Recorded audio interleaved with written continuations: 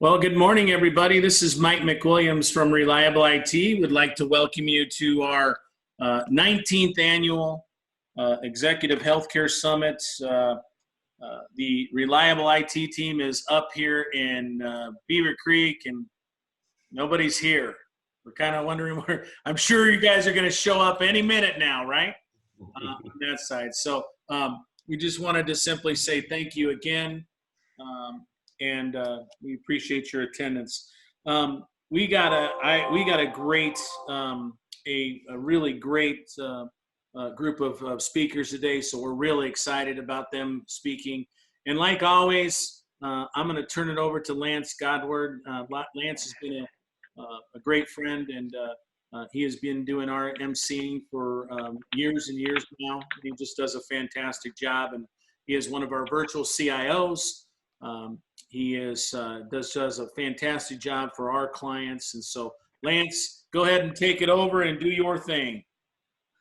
Thank you, Mike, and good morning, everybody.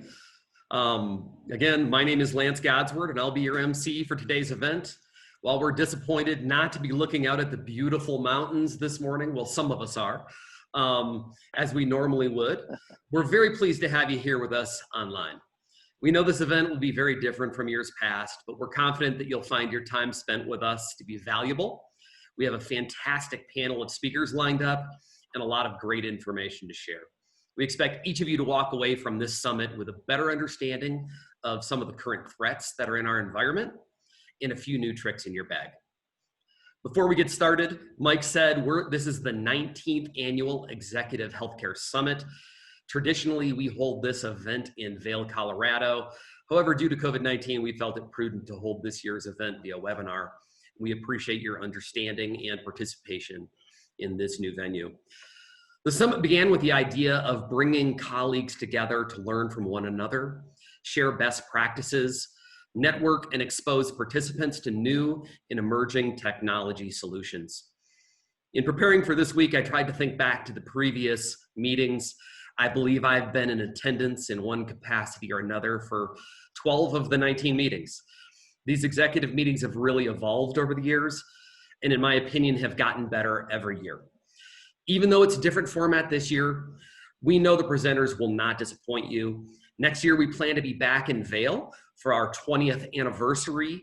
And so we know it's going to be a special event. We hope that you're going to mark your calendars. We'll be making an announcement toward the end of the event. So make sure that you stay tuned all the way to the end. Now, before we get started, I do have a few housekeeping items to cover, so bear with me while I do that. If at any time you have a question, please put it in the chat window, and we are going to be doing our best to maybe interrupt the speaker and get your question in front of them in real time. Number two, just like in years past, our team is going to be asking the audience questions throughout the event. The first person to respond with the right answer will get a surprise in the mail from our team, so be ready. And finally, lunch is on us. Taya is going to be sending out a $25 gift card for a DoorDash lunch for you today, this morning during the webinar. So be on the lookout for that as well. Okay, enough from me. Let's get started. Without further ado, I'd like to introduce our first keynote speaker, Ralph Gagliardi. Ralph is an agent in charge at the Colorado Bureau of Investigation, where he oversees the high-tech crime unit. His team investigates identity theft, fraud, and cyber-related crimes. He has worked in law enforcement for over 30 years and is a subject matter expert in complex fraud and organized crime investigations. Presently, Ralph's investigative team focuses on criminal activity that routinely spans statewide, national, and international jurisdictions. His unit investigates crimes such as business email compromise, business identity theft, wire fraud, and many other others where technology is used in the commission of the crime. Ralph, take it away. Thank you, Lance. Hope everybody can hear me. I really appreciate this opportunity today to speak to the audience. Usually our show is a road show, right? And I love working the stage. I got a little tap dance. No, just kidding. But I do miss the interaction with the audience. I do miss that value of interacting and getting the questions at the time. So I appreciate that. Next slide, and then I'll give a little bit of opening. And so what I want to talk today to you all about is schemes affecting your business, but a little bit about my group or what we do. So we're the state police in Colorado. Today I'm speaking to you from the Air Force Academy. Actually, I had some business down here today. I had a better room set up, but I got kicked out by some colonel. I don't know, who would have figured, right? So I'm in another conference room. I lost my cool background, so I apologize. But one of the things I wanted to talk to this group about, in any group really, but this group here in particular, several things. So this is a canned presentation. However, it's set up for this type of group and what I want to convey. My takeaways, right? But a little bit about my background being in I'll make a point to make the why. So just not why on this note. I started my career in the late 80s after college and then into the 90s, but I had an opportunity to work undercover, go back as a 24-year-old to high school as a senior and work not necessarily as a narc in the high school environment, but really it was for the folks that were preying on these high school kids and committing other crimes. So we did burglaries, some drug running, that kind of thing, right? Well, one interesting story, I had a girlfriend that was in the high school. She was 18, no shenanigans or anything like that, above board, 101%. Her family loved me, by the way, but I wasn't a bad boy with her. And we just went to the movies. It was real light stuff. But we were at a movie during that undercover operation. It was called Point Break, right? Well, we had Patrick Swayze and Keanu Reeves undercover. So we're sitting in the theater having some popcorn, and my friend tells me, she leans over and says, I don't know, I don't think you could work undercover like this. Seems kind of far-fetched. And I leaned over and said, well, you'd be surprised. So that was kind of interesting. And we still talk to this day. So it was, amicable type of thing. But anyway, that was kind of fun. One thing about schemes and frauds, you don't get a lot of attention necessarily. So I'll get into that. But I want to talk to you about schemes affecting your business. What is your business? And those that affect you or can affect you. There's one section here I'll probably move through quicker because I don't know how it'll affect you. I just want the situational awareness. Next slide, please.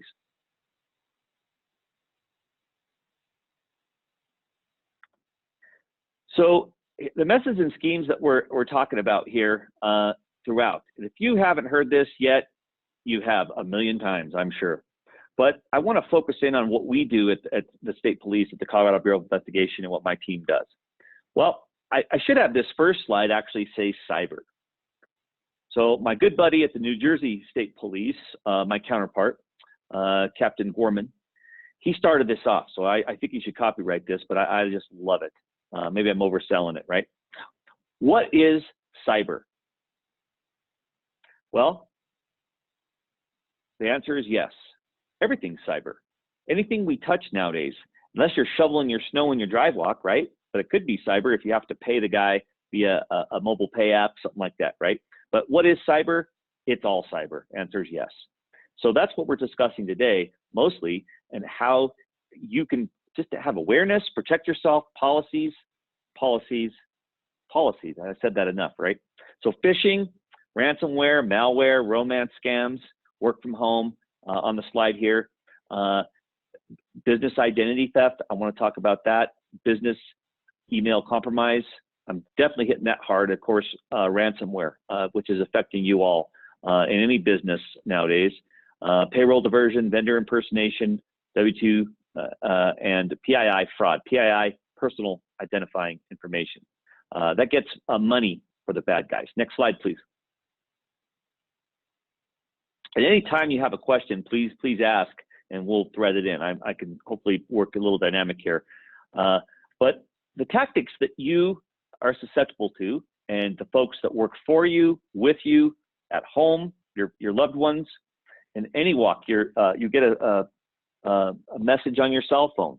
It's all there to engineer you, social engineer, or cause you to react. If you react in haste, that's what they want. They want that reaction. They want that click on the link. So really my advice, and then we'll be done, throw away your computer, throw away your phone, you're all good. Okay, no, just kidding. So we don't work in that kind of environment. So we have to have our technology, but we have to be smart about it. And that's what we need to look for. Don't be caught off guard by that engineer, by this email you get, or this text message that just happens to fit your parameters. Luckily, bad guys are sending out thousands of these. They're bound to hit one person that it's the facts are germane to that causes them to click. So they do research about you. Believe it or not, they do it about you, your company, your employees. What do they research? Well, that thing called Facebook, right? Or all the social media. Lots of folks put lots of stuff on there. LinkedIn. Your company's website. Lots of stuff. And you would think that, sometimes you think that, well, that's not out there. So I had one company at one point, I was talking to a CISO or a CEO or CFO.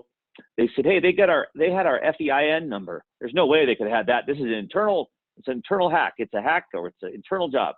And as I'm on the phone, that's my phone cradle, right? I have that little cushion I'm talking with. Anyway, I was on their website, and I was like, well, sir, your year-end report, I'm looking at it. Oh, yeah, your FEIN is right there. So don't be surprised that the information you put out there is used against you to make it look more legitimate. Okay, so just be aware of that. Also, I have on this slide, identity theft past breaches. One thing we've learned, and I'll throw this in there too, 92% of every breach starts with a phishing or spear phishing event. I think it can go higher, frankly, but it's average. I've seen high 80s, 92 is where I feel comfortable. But what I want to talk about past breaches, the economics, that's probably not the right word, but the economics for these fraudsters about past breaches. They've harvested, grabbed, hijacked, taken your password before. They have spreadsheets, believe it or not, or databases compiled of this information. Okay. Once they have the portfolio together, let's use me. We have Ralphie G here. He's interesting because we know Ralphie G in that portfolio works for this company or this place. Ralphie G's password is Ralphie G 1999. Okay. So now I would try password-wise Ralphie G 2000, Ralphie G 2001. So it's the passwords, incremental passwords. It's not so slick. It's easy to remember. But if that password in the past has been stolen, heck, I mean, I rock a password right now that I run up, but it's on a place that I don't care too much about, and I don't share that with any other site. But that's something to think about. I was rocking my Hotmail account like that, and it got taken over, and I had to get in there and fix that real quick. So I don't do that anymore. I use different password phrases. Next slide, please. And somebody always asks, should we use a password keeper, password vault? Yes, if you're comfortable with it. Yes, but that's not a foolproof, but yes. So what's changed since the olden times, 1992, last Tuesday? But it's the technology, your neighborhood, the World Wide Web.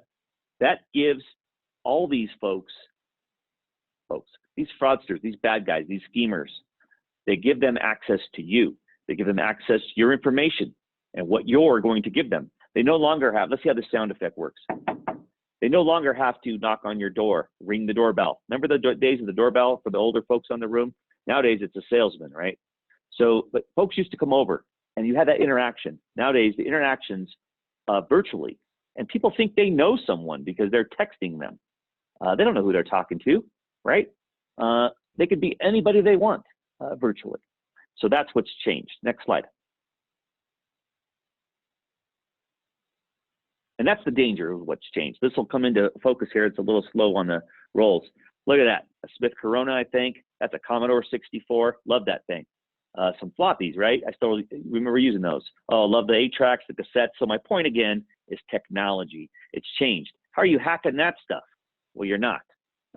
Commodore 64 at the Kmart, making the stick figure coding was my specialty when I was in my teens, right? I really loved that. And I surely loved my avocado phone in the kitchen with that long cord that I'd stretch out to the pantry and have to talk to people, right? The cord was all stretched. Well, that wasn't hackable, okay? I mean, it wasn't used other than maybe the phone calls, sure. But look at the cell phone iterations on the bottom right there. And of course, the Discman. Oh, the bass boost, love that sucker. But we don't do that anymore. So that's the technology slide. Next slide, please. A couple more just examples to get people thinking where we're at. We have 2005, 2013. That happens to be the Pope getting inaugurated there or put into power. Look what's different. 2005, one flip phone in the bottom right. 2013, everybody has their device up. So that's what's changed. Next slide, please. Organized crime. Why, oh why, would you rob a bank? You're exposing yourself. Another story. We're on our way to our shops where we get our vehicle maintenance done. Me and my partner, we're in his car, or my car, doesn't really matter. Digress. We're waiting at a red light. A car goes around our left, right through the red light. I'm like, dang, somebody better call the cops. That's a red light. Just as I said that, the guy makes the right turn out of sight. I hear the cavalry. There was not less than 12 police cars going by. It was like Talladega Nights right there. I said to myself, boy, these folks are some serious red light police here. Wow. And how come they're turning right? How'd they even know where he turned? Because the guy turned right. They were in and out of sight. So we said, let's get in on this, right? Let's just look down here. Let's be a little nosy. So we look down. We see the parade of cops go around this mall. Anybody in Colorado, it's the Mills Mall. We go around and we're kind of in the procession. We kind of go by and there's, I think the rookie is standing out in the parking lot. As we drive by, he's looking about all this cash that's on the ground. And it was, of course, the die pack had blown up and it was a bank robber. They were chasing a bank robber. There was a GPS in that. My point of this, they eventually caught it. My point of this is, look at the attention that you get robbing that bank. A lot. You don't get this kind of attention sending a phish email, or if you do, you're anonymous, you're remote, you're not exposing yourself. So that's the point of that little story there, the exposure. And then of course, how do we find you? You're anonymous. Is it your IP? Is it going through Madagascar? Is it you're on the tour? You're hiding yourself. So next slide, please. The gangs have went towards doing a lot of cybercrime. So that has helped them a lot. Another thing here, we've all heard these terms. That's me in the dumpster. Just kidding. But dumpster diving, right? What you throw away at your company, be mindful of that. It's used against you, especially when it's targeted. Of course, the skimmers on the right, your cell phone, big time, and what mail you get. A little red flag, come steal me flag. Again, just different options to be aware of. Next slide, please.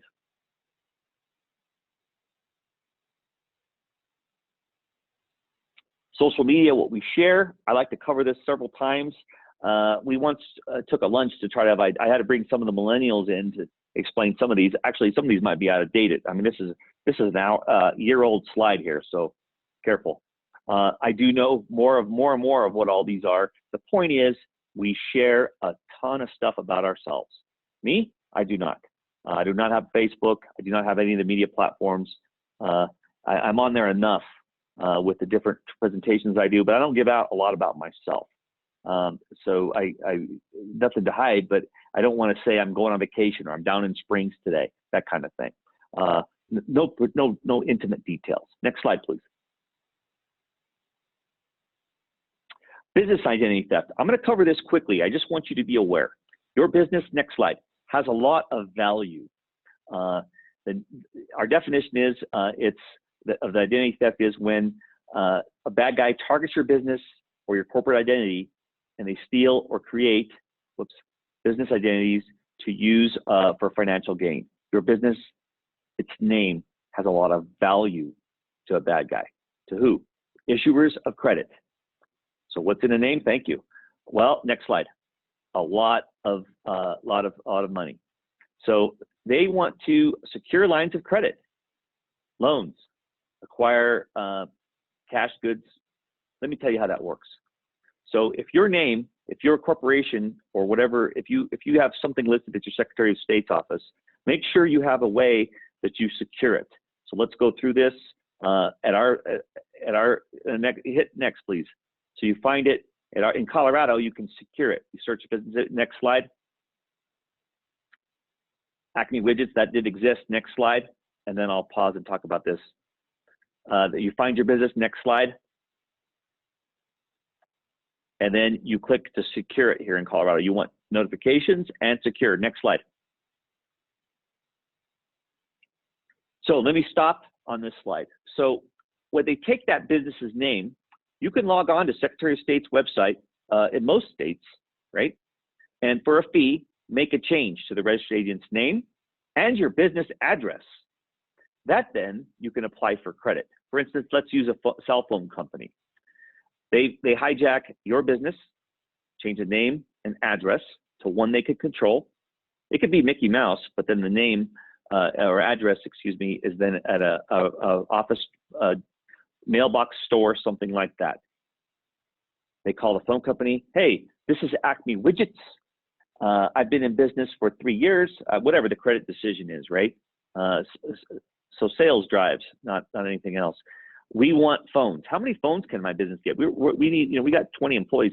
Sir, you qualify for 15 cell phones and all the accoutrements. I don't know, is that right? But anyway, all the extras. So when that new cell phone comes out, I get to rock 2 of these bad boys. Well, I'm holding $2,000 right there. So they get all the phones they can, 15, have them delivered, get those phones, sell them on the black market for maybe 500. But they don't just do the Acme Widgets. They did it to 100 other businesses. And do the math on that. Here's our stats in Colorado for business identity theft. We've been on this since 2010. We've had a couple bigger years that we're on there. You can see through the stats. So we've been on it. We are national leaders in this space, business identity theft. Next slide. Just make sure your business is secured. Watch that nobody's hijacked it. Impacts small businesses, their credit, websites. They create fake websites, drive traffic, that kind of thing. Next slide.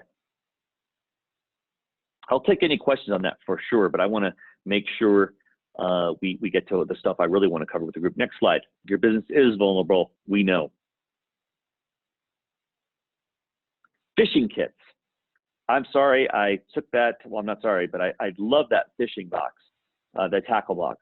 Reminds me of when I was a kid going fishing. That was a thing with my grandfather, my father, and so we would go, and I loved the little bobbers and things like that, and the play on words, fishing, haha, there's the joke.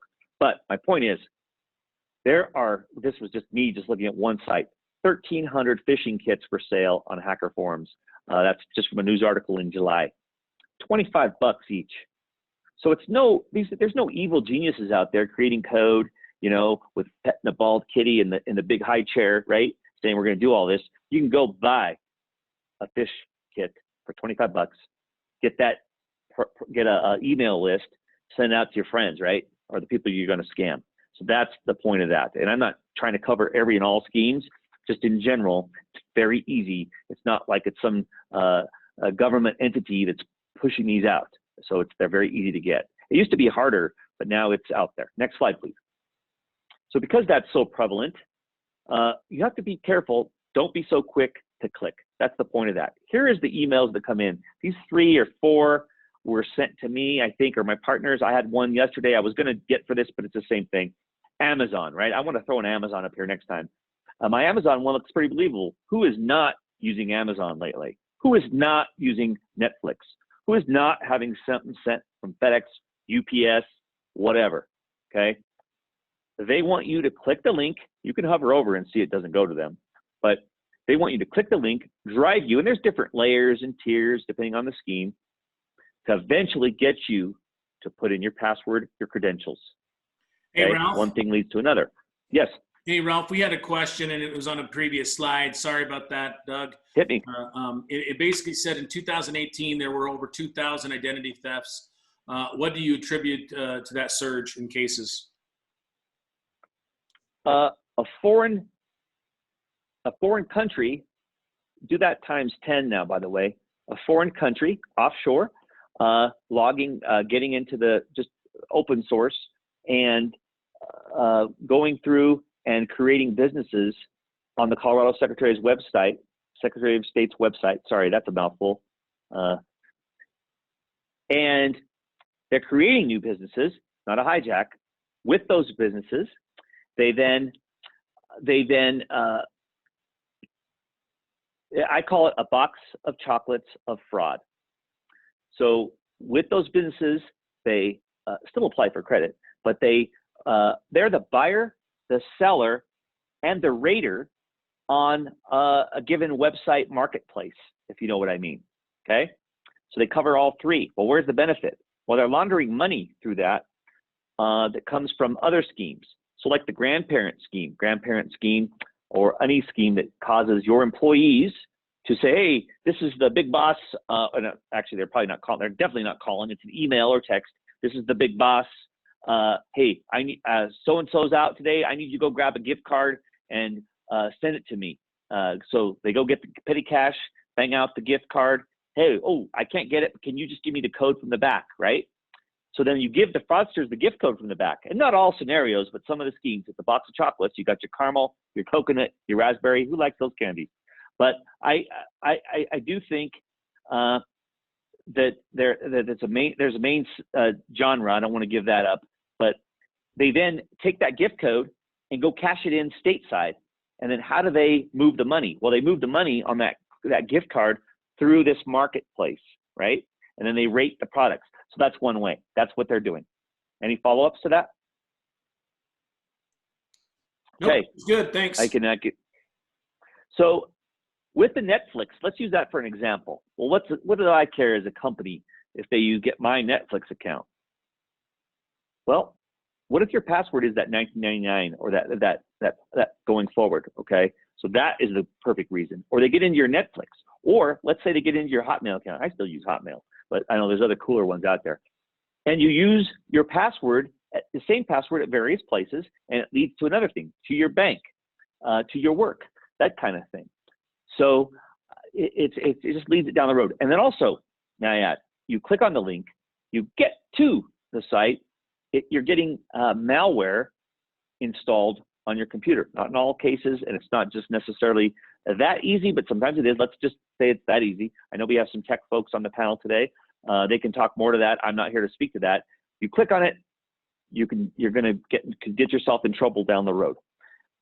That ransomware is a huge problem nowadays with businesses, healthcare industry for sure. Do you pay it? Do you not pay it? I can't believe the iterations we went back and forth. Pay it, don't pay it. Pay it, don't pay it. Well, you do what you're going to do. But what you need to do in any of these crimes we're talking about, you've got to prevent it in the first place. Put your efforts, please, as praying hands, please put your efforts into prevention, then to mitigation, best mitigation practices, and don't worry about prosecution. Nobody's going to jail. So let's prevent it in the first place. Let's help, and I'll get to some other good stories here in a second. So that's what this next slide, please. On the ransomware. Well, have your backups configured correctly in that process. So you're not infecting your main forward-facing, or whatever we're going to call it, whatever side of the wall. Don't have it infect your backups, okay? And have that configured correctly. Check with your professionals to configure that. And I'm using just a term. I know that's not all encompassing here. It shouldn't be, but you get my gist. Back it up correctly. It'll help mitigate when, not if, when this happens. Okay. So that's the point of this slide. The click on viruses, and ransomware. Next slide. This is one I really want to touch on, business email compromise. Next slide. Losses. This is an old stat. The Fed was a little late getting this out, so I did not update this, but it's, I still in the, let me put the pinky here, billions, not with the M, with the B, billions of dollars, okay? Globally, a lot of US victims from the FBI stat. Okay, what the business email compromise does, change bank's account, they change bank account information when you wire money. Any business can be affected, public, private, anyone who wires, transfers funds. They want PII, W-2s, other documents, payroll, invoices. Invoices, let's talk that with this group, right? Invoices. Hold on that slide, please.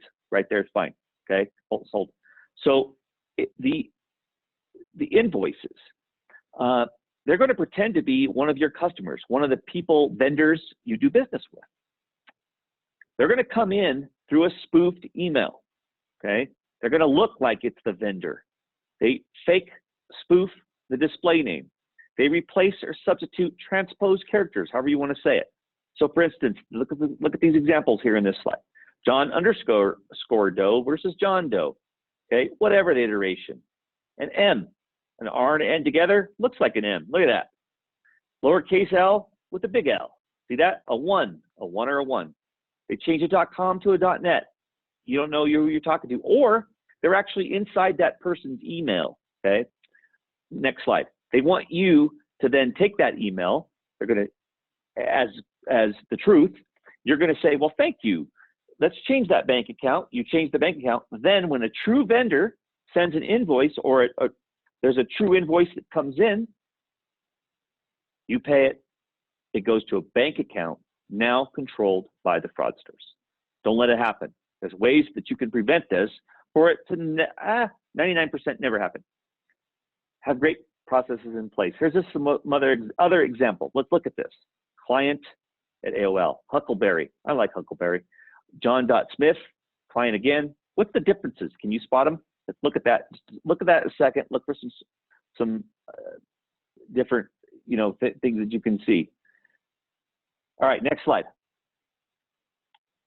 I just highlighted those. Just the L and client. Let's go down to the other client. It's just, the L and the one thing, right? The John Smith, the 0 or an O. That's the examples. I won't go through all these. You get the point. You can't tell. Next slide.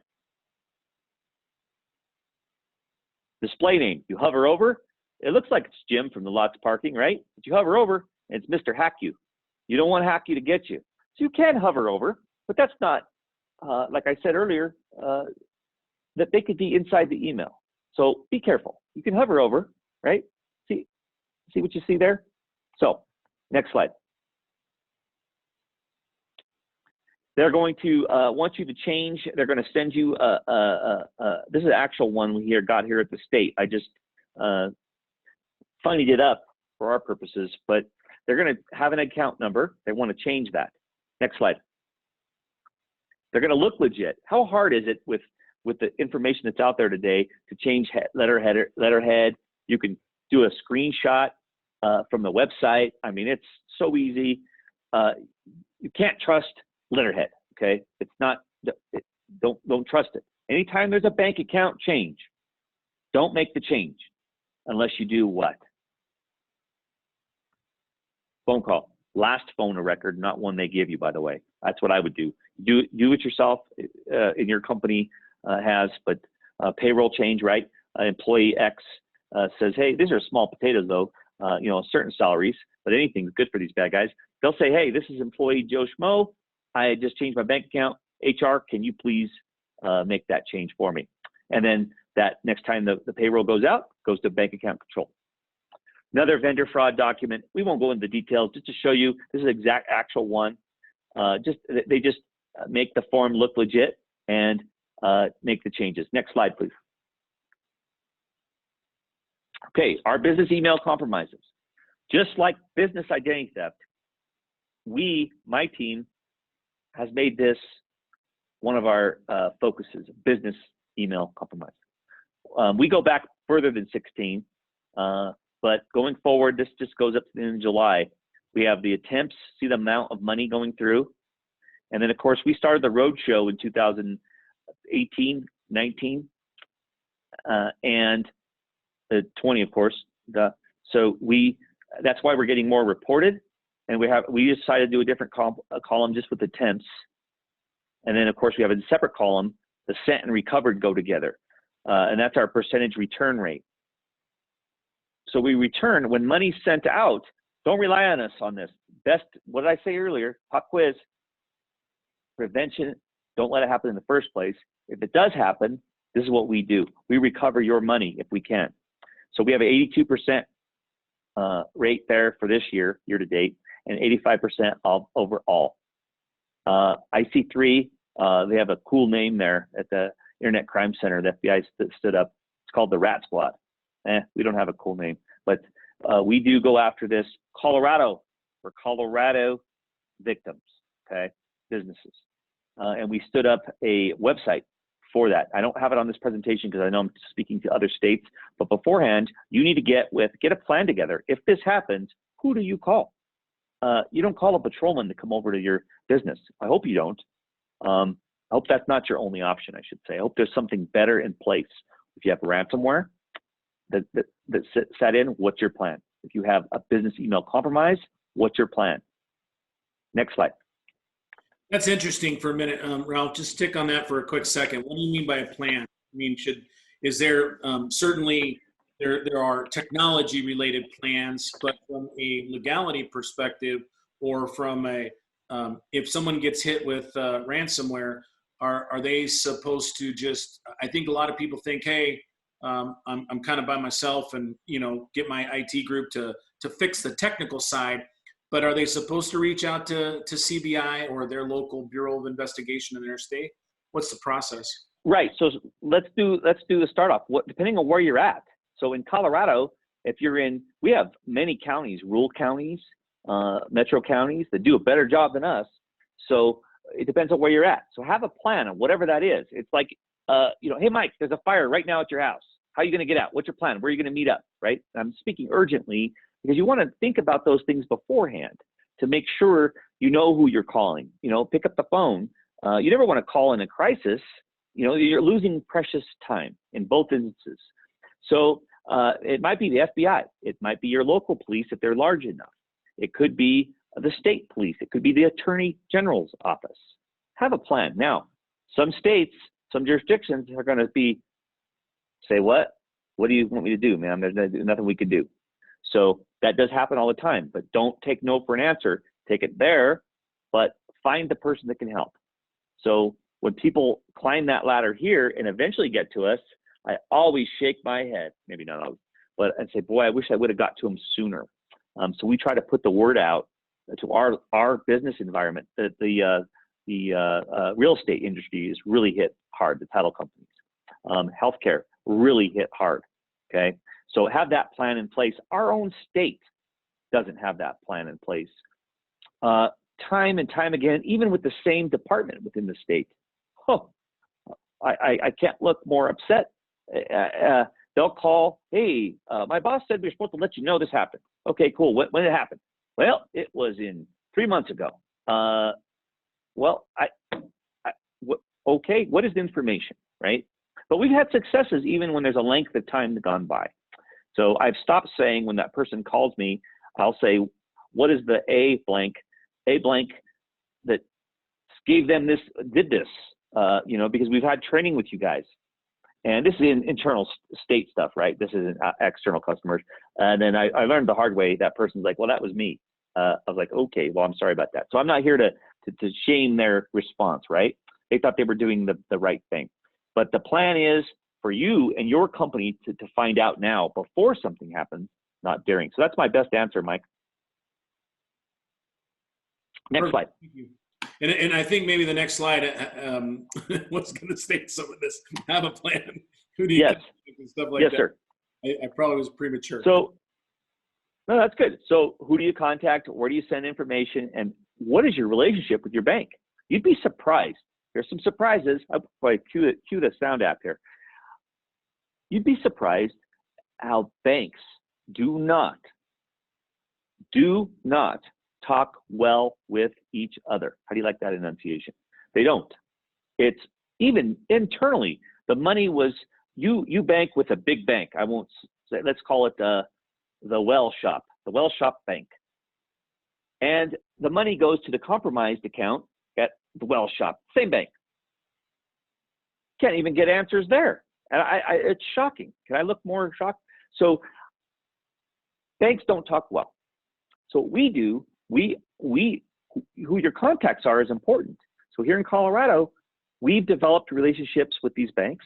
They're not necessarily Colorado banks, they have branches here. But we have the right contact person in those banks that you say, well, I have a banking relationship here that's great. Well, good, hopefully you can use it. That's still good. And sometimes we climb and build on those, but they don't hear back from the receiving bank. So we have to climb and find that. So just because you have a relationship with your bank doesn't mean you do with the bank the money went to. So there you go. And we pride ourselves, that's a little strong though. We're happy with some of the contacts we do have. We always are making new contacts. There's a lot of banks out there. So your banking relationship, next slide. This is what we do here. Victims should be ready to gather and be ready to provide. This is again for BEC, but let's talk about ransomware. Also, have the email that came in for the wiring instructions. And we also, you can forward the heck out of that to me or to your local place, but that will not, you cannot forward that email and then let them look up the header. We want the email header. You got to get the header, use your IT folks to get the header on the original email that came in. And they could see a lot. Like firemen though, sometimes IT folks could be evidence eradicators, right? So can we. But firemen go into a fire and they're just worried about the fire. But what about the evidence they're blowing down? That's sorry for the little joke, but that's so we have to make sure that and all the IT folks that we do work with are great. They're the folks that put together this nice packet. It's not our house, it's their house. Where they come in, how many times, ransomware or on the BEC, where's it at? Very helpful. You have to put those log files together, okay? Be ready to have that in your plan. Have you contacted your bank? Get that hold harmless or identification started. Report to your local authority and or who you set up in advance, your AG, your state police. Also report to the ic3.gov. Don't worry about the FTC to start. Go to ic3.gov. Send that in there. Now, just because you send it in, well, I got that. No, I don't take no for an answer. I do not use, I know they're a little frustrated with our team. Okay, they really are. On Fridays, we're at work, or we have somebody assigned to our email that we have set up. I don't have it on this. This is usually where it is, but I took it off. So for Colorado victims, they have opportunity to email us, and it goes to a group, and somebody always answers. So we get on it right away because time is of the essence. What I want to point out with IC3, it's not necessarily time is of the essence. They get hundreds of these, and it's not their fault. They're doing what they can, and they triage. And I'm not going to speak for them. They do a great job, and we work hand in hand with them every month, at least once. So, but there's some success stories there too. But we do what IC3 is going to do, but quicker. Unless we don't have the right contact, or it's overseas, then we engage. I'll call them. I'll call the rat squad. I like saying that. So we call the rat squad, and they're very helpful. Now, also when money's sent, I love when that the hop of the money is overseas. A little nuance here. In American banking, you don't have to have the name on the account match. So if your name's Michael McWilliams, you can send it to Michael McWilliams at my bank account. Wire all day long. It'll go right in. But that same scenario doesn't work with, let me see, China. China is really good about having that name match. So they put it in this nice little limbo, which is great. It gives us time then to grab the money. And it's not instant when it's over there, but we get it back, especially the bigger companies that have some lawyers and things, or we do it by legal process with the feds, with FBI, and through FinCEN, that kind of thing. Next slide. Prevention, let's wind this down and get to some other questions. Training, policy, procedures. Not only have a policy, train to it, and then train to it again. Okay, don't just train to it once, have a schedule. Make sure your team is following whatever you're doing. Careful clicking, make sure who emailed who, fax, called whom, right? How'd you get this? They're gonna do research about you. they're going to see there, if you're Janice in HR, they want HR, they want finance, they want the CEO, they want them. They've engineered you. They see you like Dalmatians, right, on your Facebook. They then pretend to be Dalmatian rescue, email you up. Oh, what's this? Nice Dalmatian. You click on it, you're in. Bob's your uncle. Okay. Verify with a phone call. Remember I did the phone call thing? Verify with the phone call on your last number of record. Never change a bank account. Now, you might have come up with a better procedure. Do that, but have something that can't be circumvented. Phone calls to the last number of record has yet to be really circumvented. I'm not saying it's foolproof, but that's what we've seen in the industry. It's not just Ralph here. Forward versus reply. If you get that email in, don't hit reply, hit forward, because reply goes back to whoever, and forward, it'll pull from your address book. Again, not foolproof if they're inside the account. Grammar. Oh, on every email, okay, every email, when they send that change in, let's say 99%, that change comes in. It's amazing how that invoice comes in, right? Or that the vendor or whoever, hey, we're changing our bank account. Thank you. And it'll say kindly. They love the word kindly. That's my word of the, and 99% of the emails have words like kindly, not always kindly, but it's interesting, right? Usually it's a translation. It's not English speakers by native language, or it's a different type of, so it's kindly is a huge word. So I'm not saying that should be a clue, but look at some of the language in there too, and some of the, Nigerian print stuff, right? Odd times, urgency. Well, odd times usually are on Fridays. They love this banking, or Thursdays, this banking schedule, and what day of the week it is. So it's Thursday here. By the time you find out it's Friday afternoon, gosh dang, people are off work here, right? Plus, in another foreign country, it's already the weekend. So they like odd times, urgency. Oh, Janice again, that poor Janice. Janice, this is the CEO. We need this and this done. Next slide, please. I talked about passwords a little bit. Strong, complex, not all foolproof though. Two-factor authentication, super great, not foolproof, better than nothing. Just like your lock on your front door. You think that little padlock, if somebody wants to break in, can't shoulder it? I've went in through many doors. Being a small guy, I go right into most doors myself, right? The ones with the bars, crowbar. My point is, locks keep honest people honest.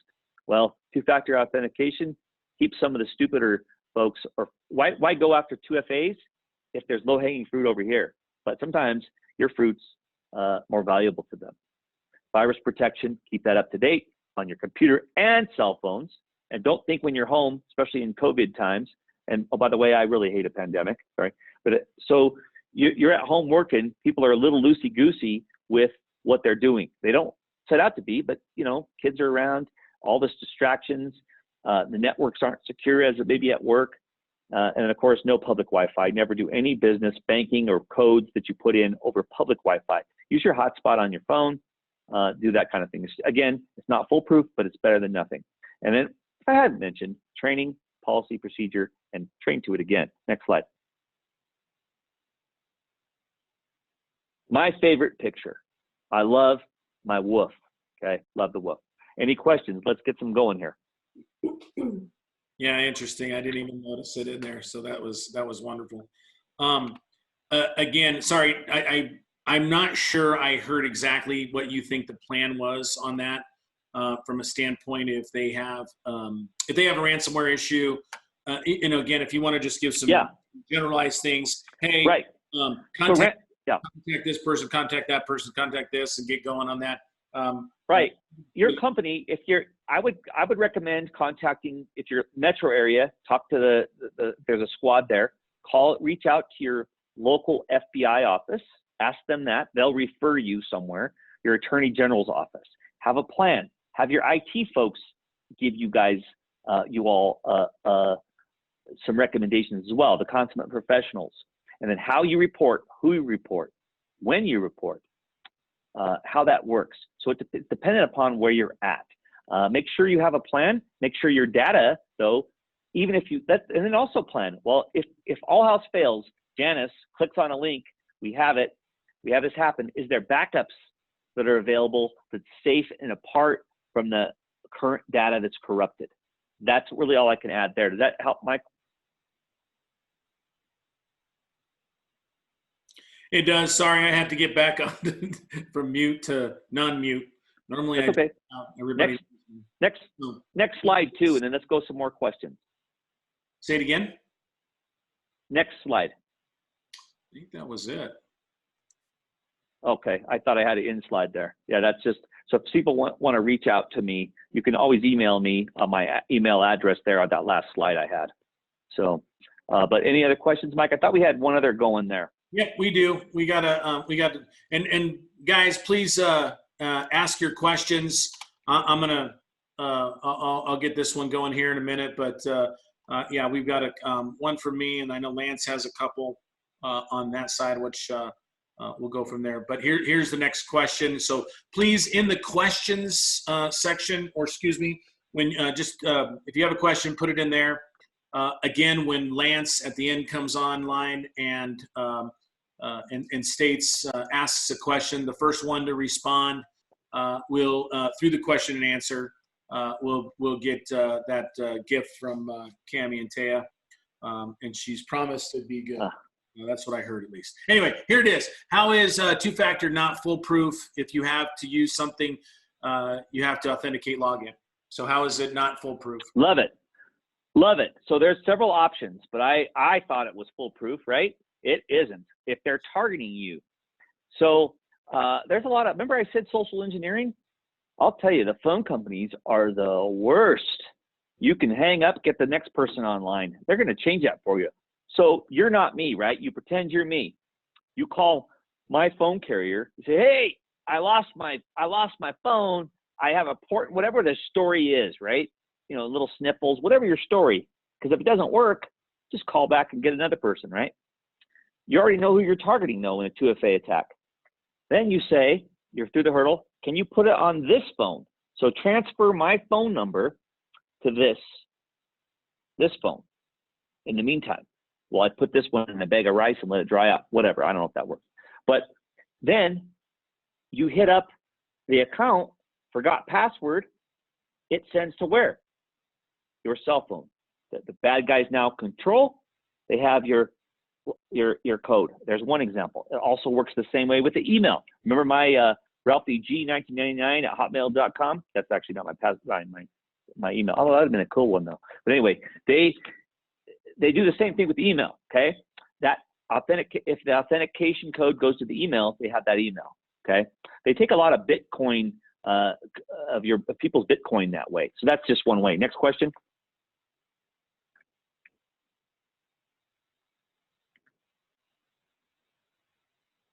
I'm on mute. Lance, can you ask that next question? I sure will. I sure will. Ralph, Ralph, what is the #1 cyber crime your team sees today? Okay, I'll get to that. And I see I found a little box here. It says what is PII? Boy, personal identifying information. I see that up there on the deal. So the biggest crime affecting, or the biggest way it's affecting, I think, it's the clicking. Click, click, click. I would love to hear the IT, that keeps them up at night. It's the access. So they have all these fancy walls and algorithms to keep these other emails out, right? And then guess what? It's going into the spam. And then people are going into their spam, searching around. What is this? I want some Bronco tickets? Well, heck, they're pulling it out of spam. So it's the clicking. That's what we see. I hope that answers that. Yeah, it sure does. It sure does. So what would be your primary recommendation? Remember, our audience is a bunch of C-level professionals in the healthcare industry. What would be your primary recommendation? I mean, our weakest link is clearly, probably the doctor, who is going to do whatever they feel, the owner of the practice. What would be your primary recommendation? Make sure that you're doing this. I like it. So you can't control, like some of these vendors, doctors, they're interchangeable. You can't control their, I don't want to say hygiene, but their internet, their cyber hygiene. I just came up with that. Write that down. So you can't control that. Know that now. So what's your plan? Not if, but when. They're somehow getting in with you and their correspondence. How do you vet that information? Have a plan. If it's changing bank account information, if it's altering stuff or wanting stuff back. I say stuff, but you guys know what your business practices are. How do you give it back? How do you vet? How do you make legit changes without slowing down your processes, right? What's the dangers? That's what I think to that. So you could definitely email me if there's something more specific. Okay, terrific, terrific. Ralph, I have one more question from the audience for you. It's very easy to stand, and I've heard this question a lot. It's very easy to stand up and say, you know, don't do this, don't do this, don't do this. However, we all have businesses to operate. We all have markets we are trying to tap into. What would be your recommendation for how to balance the security versus we've got, you know, the business interests? Right. So sales drives, right? And I don't know if sales drives, not the fraud prevention folks, okay? Not investigations. So I learned this, I learned it, but I was in a meeting with Dun & Bradstreet and doing an awareness piece with some of their customers in a deal when we used to go out and about. I was talking with Sprint, and you guys need to check this, and you have to verify. And he says, Ralph, we have 8 seconds to make a credit decision. We have a business to run, because if we don't make that credit decision, he used 8 seconds. I don't know what that means. That was riding a bull. But anyway, 8 seconds. And if not, they go down the street to the other provider. So you have to balance. Good word. How I would balance it, but again, now granted, I'm not in the business world. Okay, you have to weigh what you have, your timing on things. How do you make it as safe as possible? Because nothing is foolproof. So it's easy to stand up here and say, from my perspective, just don't do any business to be safe. Right? That's not realistic. Okay. I was testifying in front of the Senate at one point, state Senate, and they got into it, believe it or not. Yeah. So about how nothing's safe. We want to go back to bartering chickens. I said, now look, that's not realistic. Bartering chickens. Now come on. And she was serious. So you have to do it safely. Okay. And I'm just using analogies because it hopefully it drives the point home. When you leave the movie theater and let's say you actually happen to have cash in your you don't have it hanging out of your pocket and then walk down the dark alley. You walk on the lighted side. You take paths of safety or best approaches. So that's all you can do. It doesn't mean you won't get mugged, but it means you lessen your chances of exposure. So that's what I would look for. How do you conduct business? They'll be swift, lean, and mean while taking the light side of the street, right? So do that. And, it depends on the business model and what you're doing. So there's ways to help your security stance, posturing, but without giving away the farm. I'm sorry using words like that. Without more specifics, that's my answer. No, that actually is a great answer, Ralph. I appreciate that. Our next speaker is going to talk quite a bit about getting, marketing and things along those lines. So he should be preparing himself for a very similar question from the different angle. So Ralph, it's been great today. Thank you so much for your time. Thank you for a well-prepared talk. We really appreciate your time today. And I know the audience got a lot out of it. So this is now my chance to turn to the audience and ask the audience a question. Regarding Ralph's talk, he mentioned if you have an incident or when you have an incident, what's the first thing you should be doing? Remember, respond via the chat. Mike and Taya will be looking for the first correct response, and we'll be sending a little gift to the first correct responder. Ralph, thank you very much. Have a wonderful day. We'll talk to you soon. Thank you. Thank you. Bye-bye. Yep. Excuse me. Well, that was great. I hope everybody got as much out of that as I did. I thought Ralph did a great job keeping it interesting, keeping it flowing. But we are ready. We're a little ahead of schedule. But we're going to get moving on to our next speaker. Our next speaker is Ty Allen from Social Climb. And he has a very interesting subject for us to talk about today, one that we see significant changes in each year. And frankly, Ty does a great job of helping us learn about changes in a very entertaining fashion. So we're looking forward to hearing from him. Ty has worked in the marketing and technology space for many years. He's passionate about building systems that grow practices and improve patient experience. His company, Social Climb, enables thousands of physicians to automatically attract new patients to their practices by building their online reputations, automatically targeting ideal new patients, delivering nearly 1 million patient customer interactions every month. Social Climb helps practices transform themselves inside and out. Ty, the floor is yours. Thanks, Lance. I'm hoping everyone can hear me. Lance, are you guys hearing me, just to make sure? Sound check.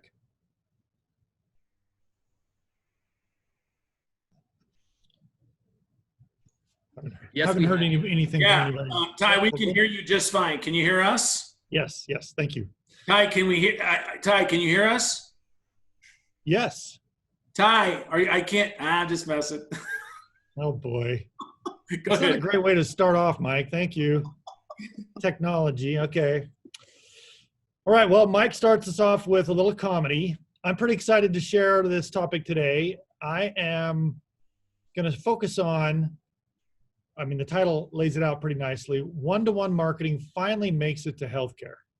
And I do have to offer a little disclaimer here that Mike and I are going to be doing a little coordinated effort here. He's running the slideshow and I'm doing the speaking. So I'm going to say next when I want Mike to move us to the next step. How about I try that right now? Next. All right, so general one-to-one marketing. What is it? Why do we care about it as healthcare marketers? Why does this matter to your practices? So personalized marketing is what we're going to start with here, and we all deal with it every day. Give us the next there, Mike. So we all love the fact that Amazon and Google seem to know what we want before we tell them what we want in many cases. Unless we stop and think about it, and then we get a little nervous about it, as we may have just learned from our last speaker. But let's just talk about Amanda here. Amanda goes to her page out at Amazon, and Amazon seems to already know a lot of things about her and present those things to her without her even doing a search. So that's actually something that we've kind of become accustomed to, and in some cases we've kind of become numb to it. The same thing happens at Google. We go do a search, and Google seems to know us better than we do. When we do a search, it seems to almost read our minds and deliver us the products and options and providers that we may want. So those two things I just described there are personalized marketing that happens when we proactively go to Amazon and we know we're going there for a purpose, to buy a product, to buy something, or Google when we go to do a search. So that's kind of one flavor of the personalized marketing world that we all live with today. Been doing that for 15 years probably, some level. Okay, Mike, next. A second kind of personalized marketing that we all notice, or we all experience, whether we notice or not, is what Facebook and Instagram and a lot of other platforms will do. So you've got your Facebook out and you're looking at pictures of friends or family, and an interstitial ad pops up. And sometimes these ads are so well done that they kind of feel like they're part of the feed. And you almost have to pause and say, was that one of my friends' posts, or was that something that came from a vendor trying to sell something to me? A lot of times those things are in line with what you have been commenting on, what you are doing in your own life. So that personalized marketing that's happening as interstitial ads is really in line with where we are and what we do. Okay, Mike, next. Here's a couple of examples of those interstitial ads. So they're usually very well done. There is a little tick up there in the top right corner that says sponsored, but a lot of times they almost feel like something that a friend may have posted. And obviously they're built that way to catch our eye to ring true with something that we may be interested in or may be in need of. One more, Mike. So, personalized marketing is something we all live with today. It's very common. I'm asking a redundant question here. Is it valuable? Now, there are people on this call who, on this meeting, who are like, I'm out on this. I don't want this kind of personalization, reading my mind, invasively invading my life happening. But the vast majority of Americans benefit from this, are willing to put up with what is possibly feeling like, deep inception into their lives because they get a lot of value out of it. Next. The way that we get a lot of value out of it is these platforms, they know a lot about us. So next, they can give us what we want or need, and they do it, they bring it to us where we are. Meaning, if you do a search, they make that search more easily finding the thing that you want. And if you're just doing what you normally do on social media, they're bringing what they are guessing you want to you right where you are. So that's personalized marketing in a general term, not specific to healthcare. So let's take a look on healthcare, how it's now starting to happen in healthcare. So when I say it's finally come to healthcare, I mean, it's now available, people are doing it, but let's talk about the other side of it. How is it done? So the first step in how bringing personalized marketing to healthcare starts with identifying patients who are in need of care. So I'm going to talk in a few minutes about why everyone in healthcare that does marketing has been paralyzed and not done much of this in the past. But before we get to that, let's talk about what people are doing today. First step is the big data. So this is that scary data set that we all know is out there, but we probably don't really want to admit what it has about us. Let me just tell you this, that when we first started getting into this big data, first thing I did was go look me and my family members up. And a lot of data about us, about our healthcare needs, about our healthcare history, about all kinds of attributes about us exists in these big data sets.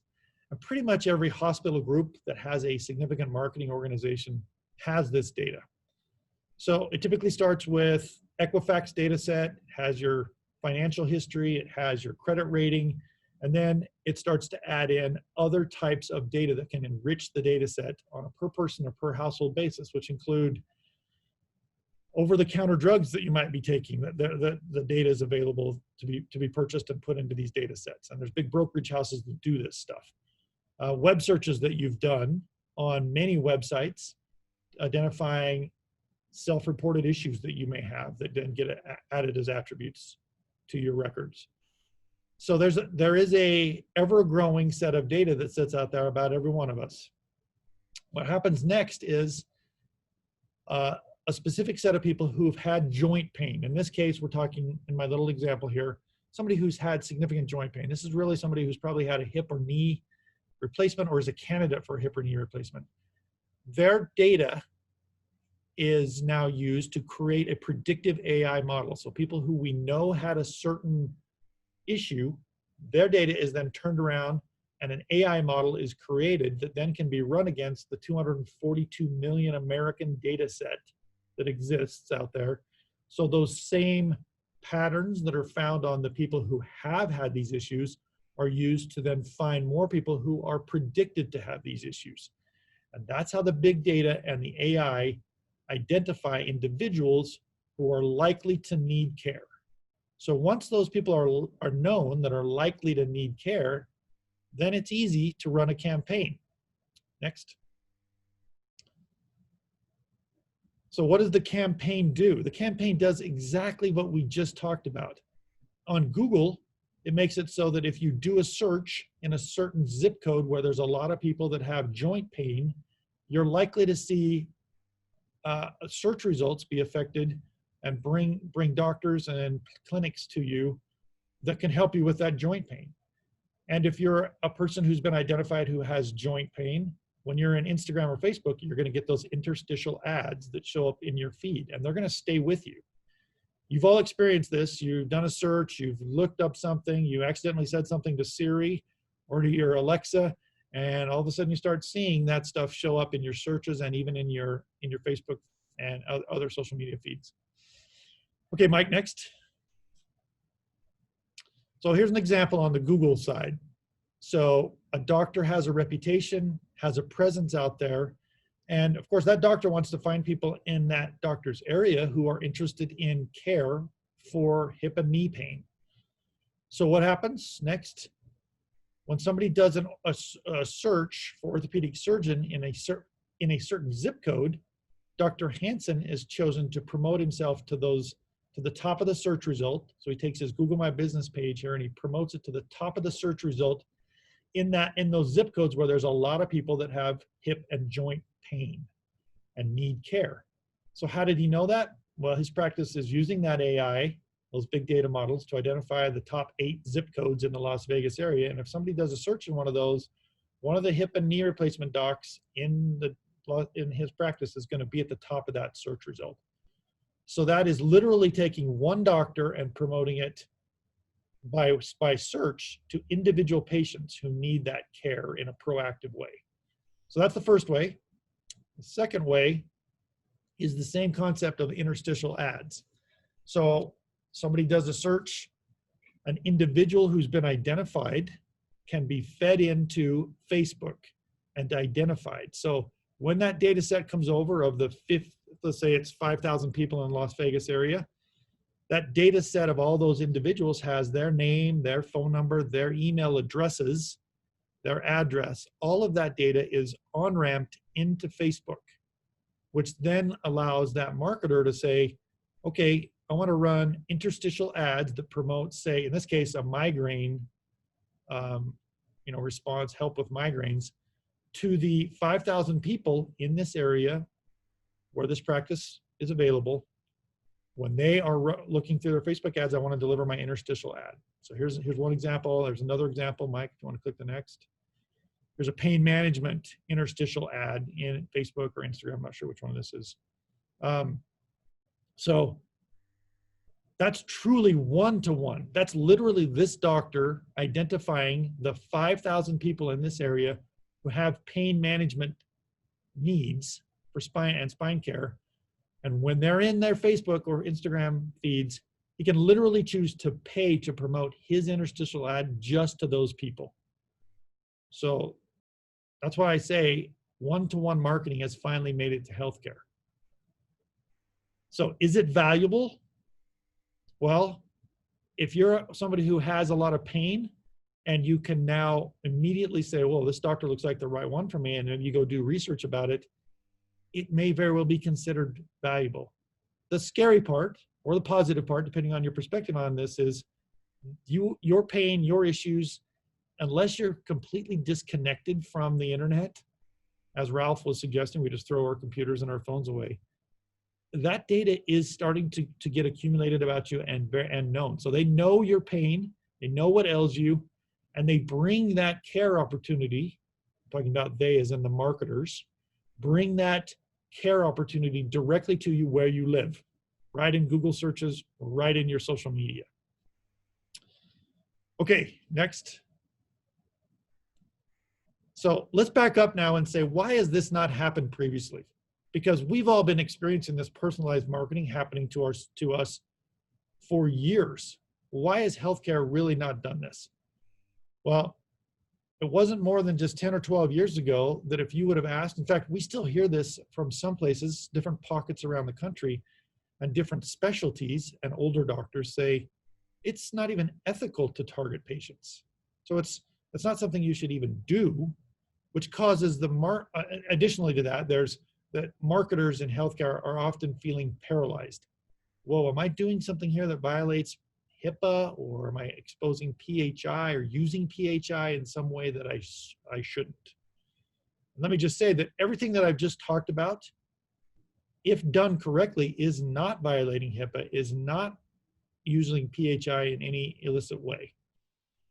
So all of that is added up to make it difficult in the past for healthcare to attract what I would say are kind of the top level of marketing talent.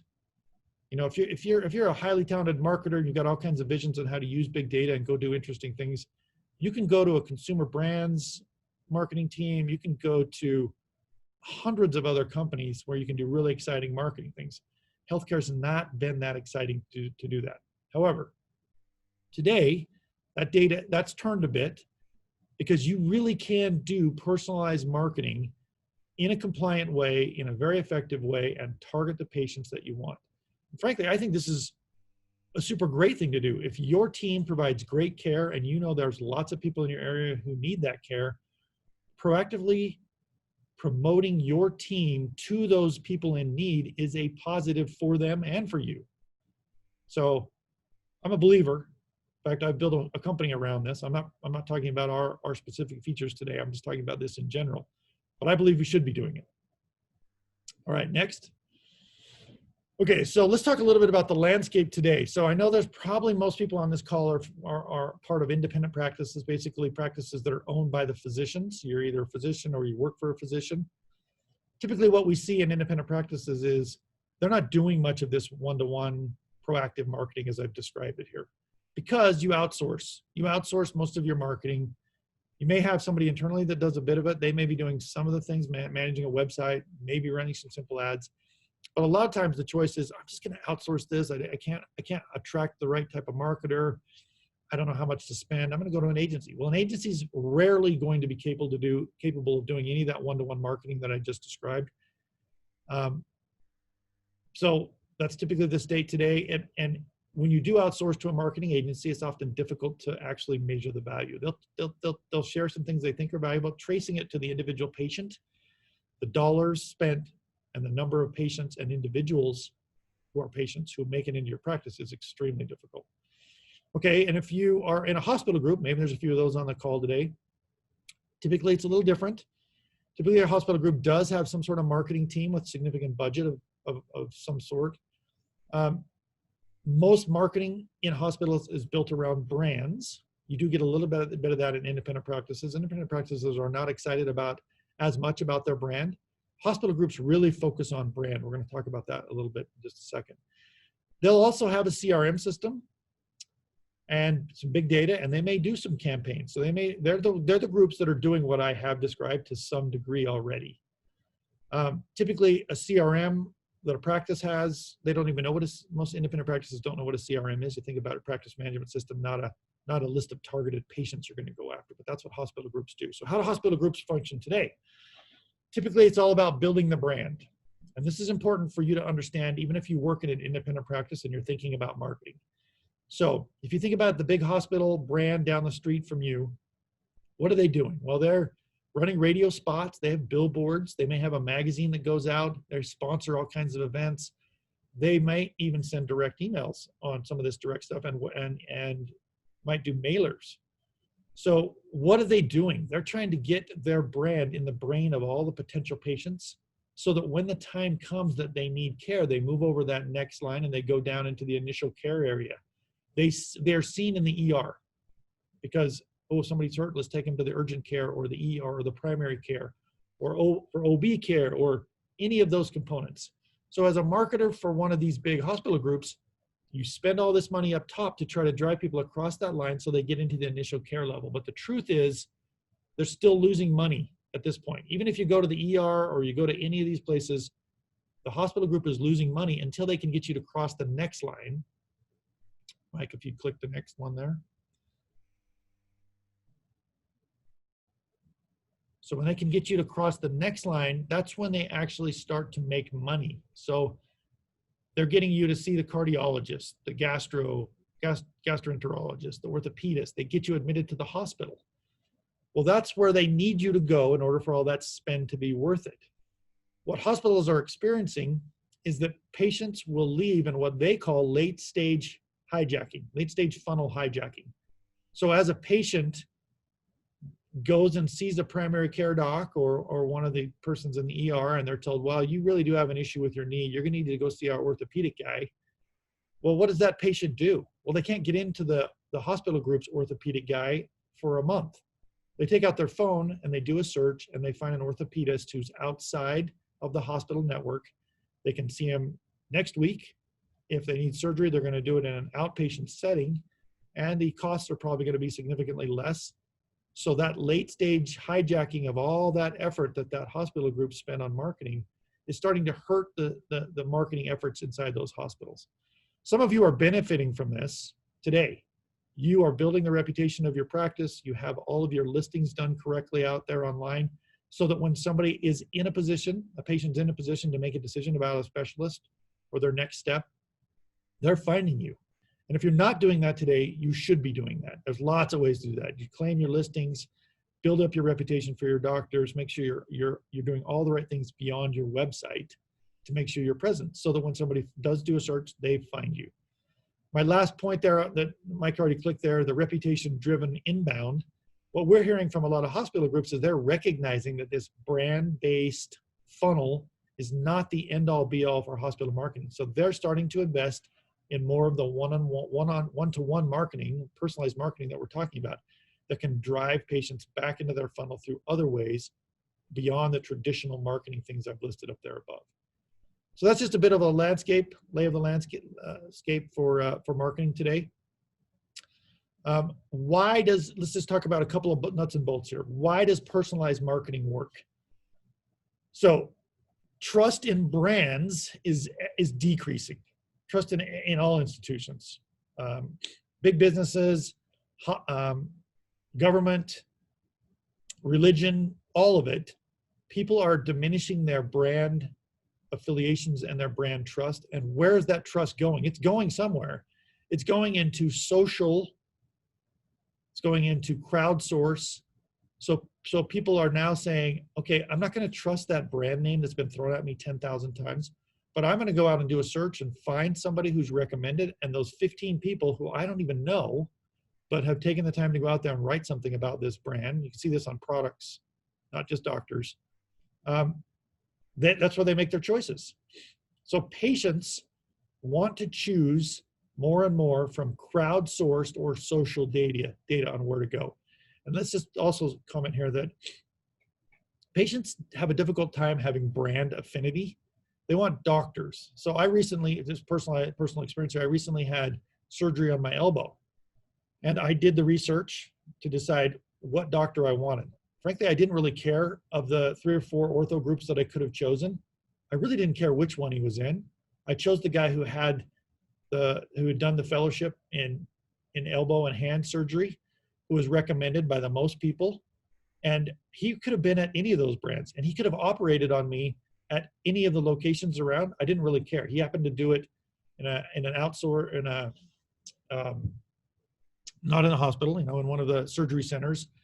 But I was an example of this. And I'm old compared to a lot of these decision makers. The younger the decision maker, the more likely they're to be like this.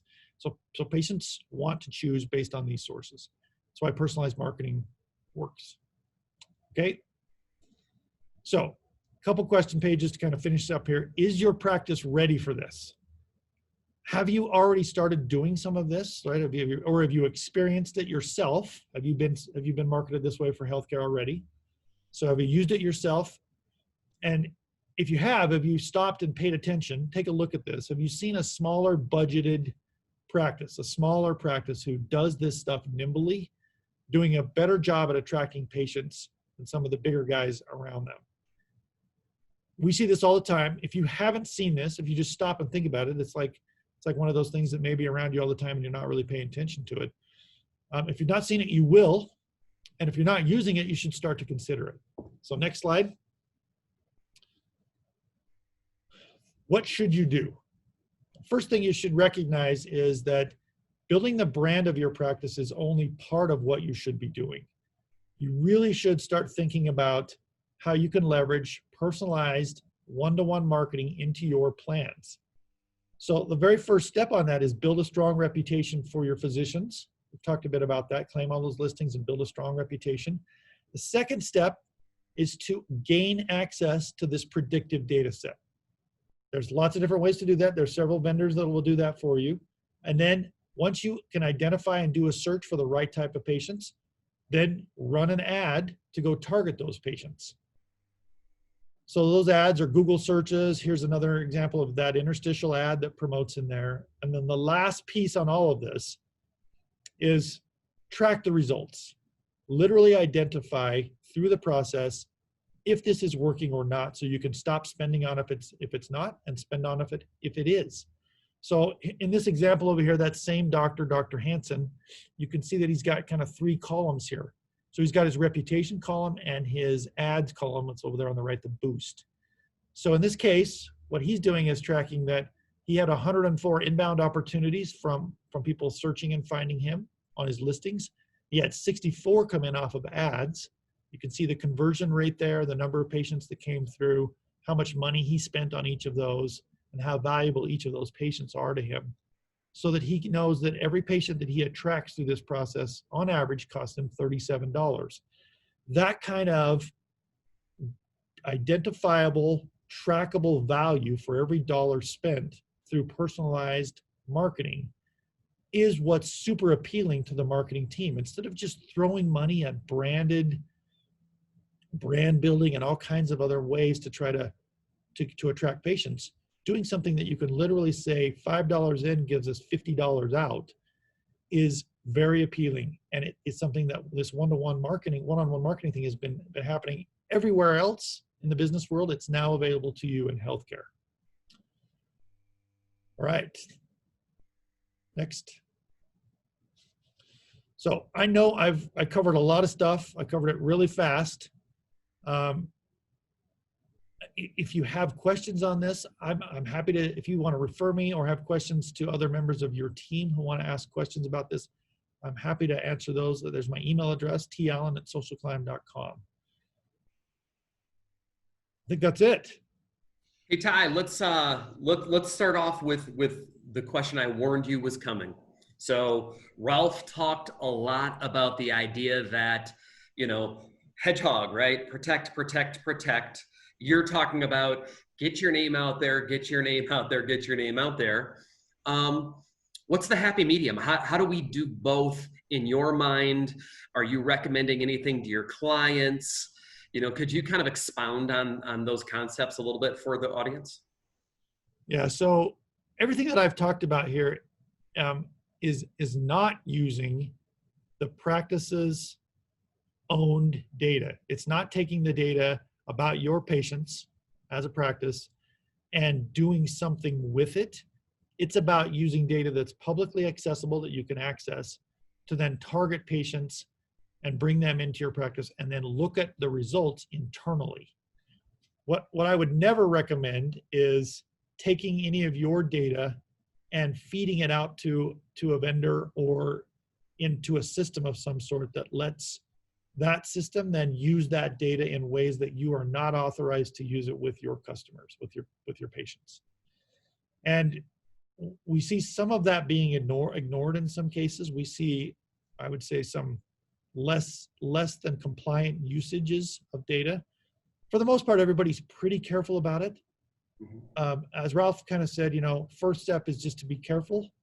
Make sure that you're not the one breaking new ground with a new vendor. We've seen some vendors come into the market who've done some things and gotten themselves and their customers in trouble. So you're all, I'm sure, very careful with your patient data for compliance reasons. You should continue to do so even in this marketing world that I'm describing here, because you don't need your internal data to do this type of marketing activity. Hope that answered that. Yeah, you bet. So we've gone 90 minutes into the conference so far, and COVID hasn't really come up to much extent. Well, I'm going to throw the first COVID question at you.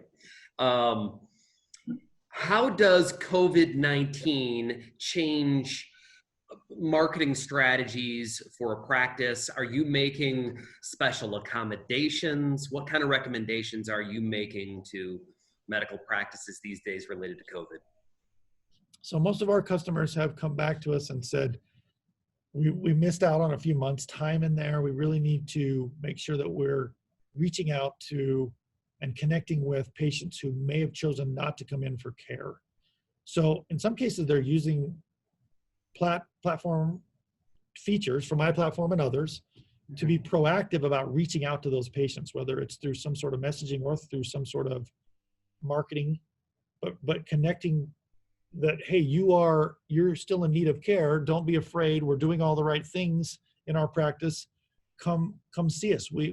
Or connect with us on telehealth. So a lot of the promotions that we saw practices doing using our platform, they were promoting that patients who are nervous that would connect into the practice through telemedicine, get an initial connection so that they know they're still okay or that they really do need to come in. So we've just seen practices get more aggressive, fearing that patients are in need and not seeking care, and honestly, trying to catch up on what their plans were for their own financials throughout for 2020, trying to get more aggressive and going and capturing more patients. Very good. Very good. A couple of questions Yep. from the group. So first one is what is the fastest growing social media platform? Is that Facebook, LinkedIn, whatever Instagram, whatever you see?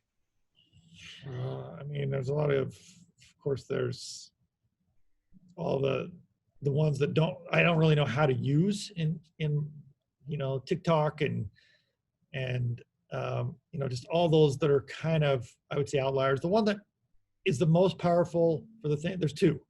There's Instagram. I mean, everybody says Facebook and Instagram. The truth is Instagram was the most valuable purchase Facebook ever made. They paid, I don't know, $1 billion for it, and it's probably worth hundreds of times that now to them, because Instagram is extremely valuable, and interstitial ads deployed on Instagram are highly effective. And of course, Google's not a social media platform, but Google is definitely the most powerful search mechanism that you're going to see people using. So those are the two most powerful things: is set yourself up so that people can find you on search in the right way. I talked a bit about that today, specifically for local care from providers. And number two, Instagram. Using Instagram, having your practice have an Instagram account, let your team post to Instagram. Any way you can get your presence built up on Instagram, you're going to find that younger generation. That's my advice. Yeah, interesting. When it comes to Instagram, we were told that as well, and I was thinking, oh, LinkedIn, Facebook, and then they're like, oh yeah, do it on Instagram. So Reliable IT is on Instagram for all of you guys to follow out there. There you go. all one of you. We need those clicks. Anyway, another question real quick. And this one is about social climb, specifically social climb. What are you doing to harden the patient PHI data within your database so that, there's no concern about people, for lack of better terms, maybe hacking you or things of that nature? Maybe kind of describe what you're doing to making sure that that's hardened. Yeah. So, I mean, if there's hackers on here, I don't really want to tell them. Well, Michael Fitzgerald's the one who asked the question, so I'm not sure he's a hacker. Okay. But I mean, we this is for us every day. We live the fact that we own millions of records of PHI and have BAAs signed with all of our customers. So for us, hardening our systems and being a way to protect ourselves, it's the core of our business. We cannot lose it. So, I mean, we're doing everything from technically the right things in the way we store the data and access points to it. But the most important thing that we do is training of our team for compliance and to avoid the social engineering. I mean, we also, you look at our whole organization, there's only a very limited set of people who have access to the PHI. In fact, we've built systems so that when somebody logs into our accounts who shouldn't have access to PHI, whether it's in our customers' practices or within our team, they literally can't see the PHI. They can run reports and they can do all kinds of things, but they can't see the PHI. So doing that is one level. The next level up is training, just trying to make sure that we're smart. We're not clicking on, as Ralph kept saying, clicks are what kill you. So, it's probably the 3 to 4 levels of things that we focus on continuously. It's core to our business.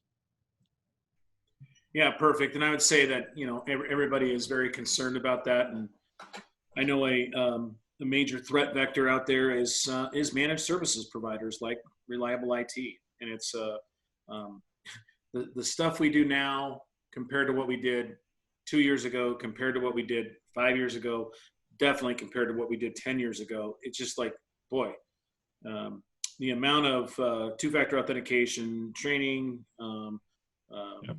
tokens that have to be in place to make sure that you're safe is just is the way of the world today. So perfect. That's the end of the questions. I don't have any more. I'll leave it up there. Just one more, 20 seconds. Lance, you can do something in a minute. But just Yep. hey, if anyone else has any questions, ask it now or forever hold your peace. Sure. I have another question on a lighter note. Everybody loves the Dr. Mitch videos that you guys put together, especially this guy, and to steal one of his quotes. Is there any plan for a new Dr. Mitch video? And for those of you who are not familiar, where can they find the Dr. Mitch videos? He's got a YouTube channel. He's got an Instagram and a Facebook page. But the best way to get him is to go to socialclimb.com/Dr. Mitch. And you can see, I think we have about 6 or 7 videos out there of him. Okay. We do have some new scripts underway, and we are going to see some more Dr. Mitches in 2021. So stay tuned for those. All right. Always entertaining. Some of my best memories of the summit have been the Dr. Mitch videos. Very, very relatable for those of us who have run orthopedic practices. So, all right. Time for our questions for the audience. I have 2 for Ty's talk. Number 1, and remember, respond in the chat. The first right answer gets the prize. Is one-on-one marketing a HIPAA violation? Yes or no? And then question number 2 is, what is big data? Ty talked about it a lot. What is big data?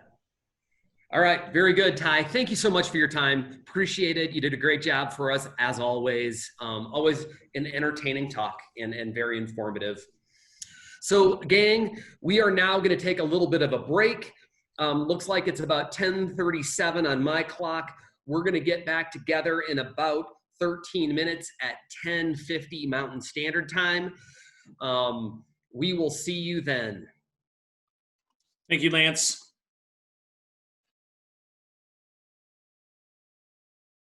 Sorry, gotta not take me off mute. For you guys that are just, we're just gonna, I'm gonna pause the go off video and mute, and we will pick it back up, as Lance said, at 10:50 a.m. Mountain Standard Time. If you have any questions, please put those into the box, the question and answer, and we'll answer those as we go. Thanks.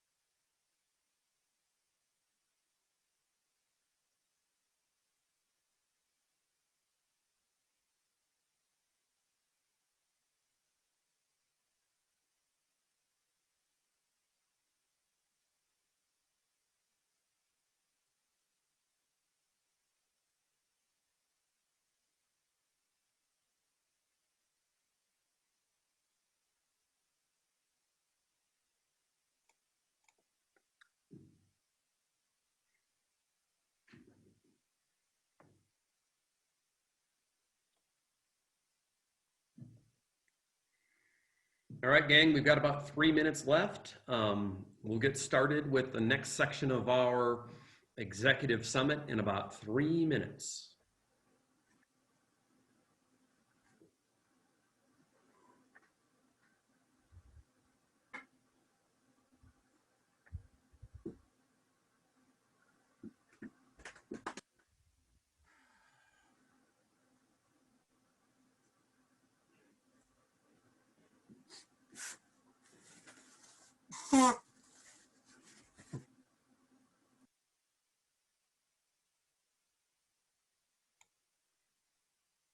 Chris, your video is on.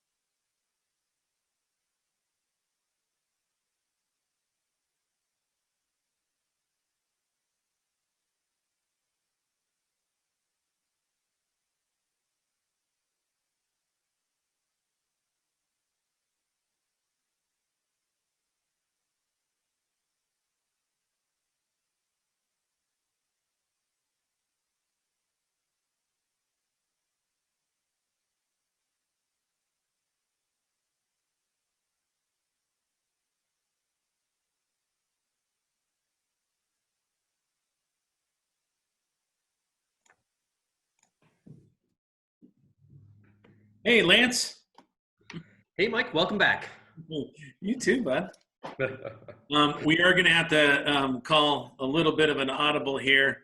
And because Chris and Lindy, the next two presenters, have actual demos to show, I'm going to have to pass control to them. Okay. And you and I will somewhat lose some control, which we're not real good with. We'll have to roll with it. So questions might need to wait until the end. So just put your questions in. I'm not sure I'm going to be able to see that. I might be able to. I might not. So I'll play that a little bit by ear. So, Chris, are you ready? Should I do the introduction first and then you pass it off? Yeah, but I'm just I'm not sure he's back yet. So there he is. You're still on mute, and We're ready to go. The host. So go ahead, Lance. All right. Well, welcome back, everybody. Our next presenter is Chris Peterson. He is a VCIO, a Virtual Chief Information Officer for Reliable IT, a position where he spends his day helping customers navigate the complexities of IT and cybersecurity. Chris has held various positions over the last 20 years in the IT industry and is a graduate of the SMU engineering program. Chris is a devoted father and husband and an enthusiastic owner of 27 different reptiles and amphibians, as you can see in the background. They live in 15 different aquariums in his home office. His home is truly a jungle. He's going to show us how it is a great security, how to achieve great security for software. Chris, take it from here. All right, great. Thanks, Lance. All right, let's get the presentation up here. There we go. Okay. All right. So we're going to show a little bit about. Yeah, we'll tell you when we're going to be able to see your. We don't see your presentation yet, so you're going to have to share your screen. Share down at the bottom and pick the right screen, please.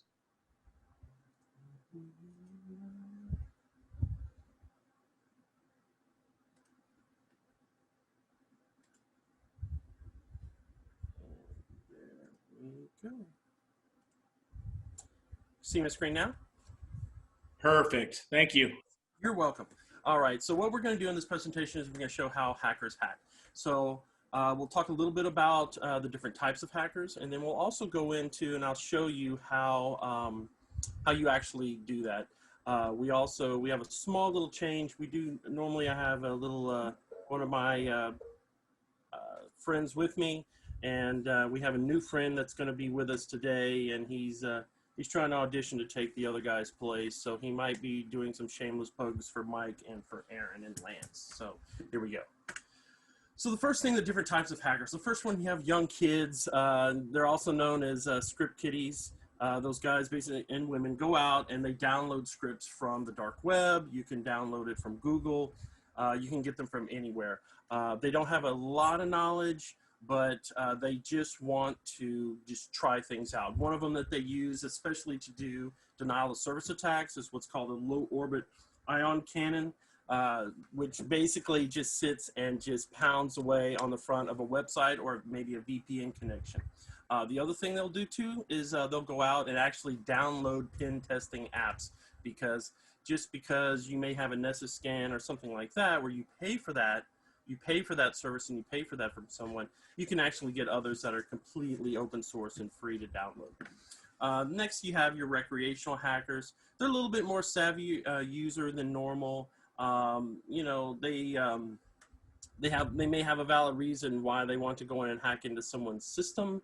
Maybe they have a grudge against the company. Maybe they just got let go. Maybe they don't like how things are being run, and they just want to disrupt everything. Another one that you have are professionals. These are APT or hacktivists. These are experts. A lot of these people are going in there for the money. They're going in trying to get information. They may be doing it for fun, or maybe doing it for a political statement as well. Then you have your insider threat. Current or former employees that are just trying to get back at the company. Very similar to a recreational, but these are more people that have like really malice intent against the company. All right, what do they want? They want to ransom your data. They want to get PHI. They want to get PII. They want to try to steal any secrets that you may have. I know now everything is kind of big with COVID and trying to come up with the some different things, treatments and things like that. So people are really trying to go out and get that, to get those grants. Obtain passwords, credit card information. Also, too, they also want to try to create as much traffic to your site to bring your site down. Kind of funny, we saw this with Funko. For those who collect Funko Pops, they went to release a couple of their figures, and their site crashed. And a lot of it was just people just connecting, and then there was other people that were trying to be malice against that. We also saw a lot of that with school districts. School districts came online with Zoom and so on and so forth, and we saw, I know here in Texas, we saw some school districts that went down because there were people doing denial of service attacks against those places. A little bit more in depth, some of these terms, so that way when you go back and you speak with IT, you kind of know what those definitions are. Stealing passwords, getting on the system, that's pretty straightforward. A backdoor, it's just basically an easy way to get back into the network. If that is finding out what a system account password is and just sitting behind the scenes, that can be considered a backdoor. Buffer overflow, we see a lot of that with SQL servers, and basically what that does is it overloads the SQL server, so that way you have slow transactions. You can see that a lot of times, like if you're using an FIS product or Jack Henry product and you may have an on-premise SQL box, people will try to slow those databases down, so that way for your tellers and maybe loan department or anybody like that, you're not getting any of that information. Same goes for any kind of medical records as well too. If you have a system that's coming through and accessing that database, it's going to slow that information down. And in some cases, if you're trying to put data into it, it can corrupt it. So denial of service attack, we talked about that. Root access. Root access is basically having full access to the system, highest level of access that you can possibly have. Very similar to a domain admin or enterprise admin account.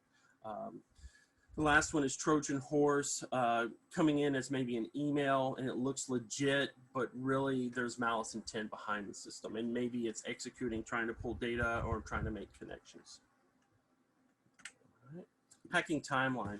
This is kind of the same thing. This goes along the lines with what Ralph was talking about earlier. So as soon as the compromise hits, you need to let people know. But when the hacking timeline happens, the compromise can be very quickly. I mean, they can bypass your active monitoring pretty quickly too, within hours or less. By that time, now you're into weeks and you're into the discovery. So just like Ralph had said, you got to, as soon as you know, you got to pick up the phone and call call them and let them know what's going on. And then finally, containment. It's always expensive. They're always going to ask for, typically they always ask for Bitcoin. I think this morning, one Bitcoin was at 11.5 this morning. Now it may be down a little bit, but and even keep in mind, fractions of a Bitcoin can be sold and bought as well too. All right. Now your hacker. This is here you have your internet tough guy. He's sitting, he's sitting in his mom's basement. He's sitting just somewhere, and he's invincible behind that keyboard. He can pretty much do whatever he wants to do. Who's going to stop him other than yelling out for his mom for more Hot Pockets? So, all right. Other thing, here we have Kevin Smith. This is another example. He's just in there trying to get in, see what data he can get off the systems and get out. That's pretty much what he's doing there. Then he's trying to also build scripts for script kiddies and for hacking and so on and so forth. So that's traditionally what happens. All right, the hacking process. So what we're going to do is part of our live demo here, we're going to do a simulated hack into a system. But one of the steps that I like to do is, and some people will go, oh, well, you're taking some liberties. No, this is how, if I was doing a penetration test, I would go about it. And what I'm going to do is not necessarily hack through the firewall. I'm actually going to hack someone's job. In this particular case, we're going to hack Kevin's job. So Kevin, he works in HR, and what he does is he accepts, obviously, resumes. So if he doesn't open up a resume or look at a resume, he's not doing his job. So in this case, I've gone out to their website. I've blanked out the name there to protect the innocent. But what I'm looking for is where I can go into careers. All right. And the more specific things, I just did a random search here, but graphic designer. But what I'm really looking for is, can I upload a file into their system? By doing that, I've bypassed your firewall. I've gotten past maybe if you have a proxy server sitting there blocking stuff, maybe you have any kind of email filter. I've technically gotten past it. Now, let's see. We'll go through the next steps. Now, as you can see here, I can now upload the file that I want to into the system. All right, and let me show you how we do that. Let me show you the next steps.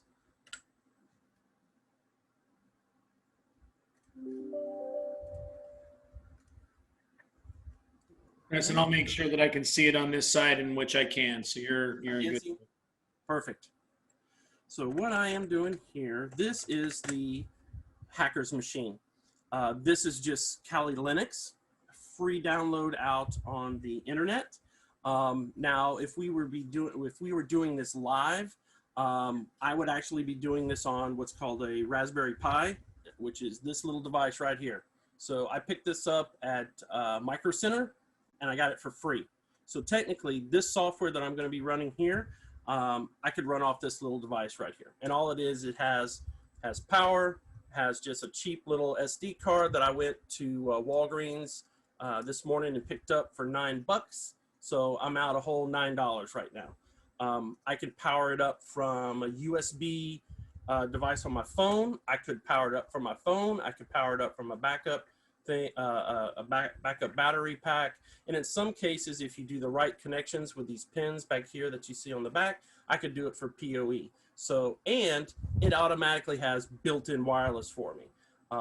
And the thing about this is that it's so small. If I put it in a little case and design my own case by using a 3D printer, I could put this anywhere I want. I could do man-in-the-middle attacks and everything. But in this particular case, if we had the live demo, you would see me pull this out and bring this up on the screen here. All right. So first things first, let's bring up our console. So as Chris is bringing up the console, this is usually where him and I tag team a little bit on this presentation. What he's got here, normally we have two systems when we're live. We'll have two systems where you'll see one laptop and another. And kind of a switch box that allows us to, when we're presenting, to be able to flip back and forth so you can see it very easily. Certainly when you're doing it over the web, you have to do it a little bit differently. So what he's created is a virtual machines. And this is his hacking machine. And Chris, can you just flip over to your desktop real quick? Absolutely. Yeah. And so this is Kevin's desktop at work. And if you want to know if that's a real live picture, well, that's what Kevin looks like right now. So anyway, but he's got two systems here that are up and going. One is the hacker side, so we can go back and forth and so forth. So we'll do that. Okay. No problem. All right. So on the hacker side, we've turned it on. We've basically set it up. So now it's waiting for information. It's waiting to hear who deployed the package out. So we'll do that. So we're going to go over to Kevin's machine. And since Kevin is working in HR, you know, he got an email, he got the file. So we're going to open that up. All right. Close this. Open this up a little bigger. And, you know, hey, I want to join your team, so on and so forth. It's great. Here's my resume. All right, so I'm going to open it up. Here's Word.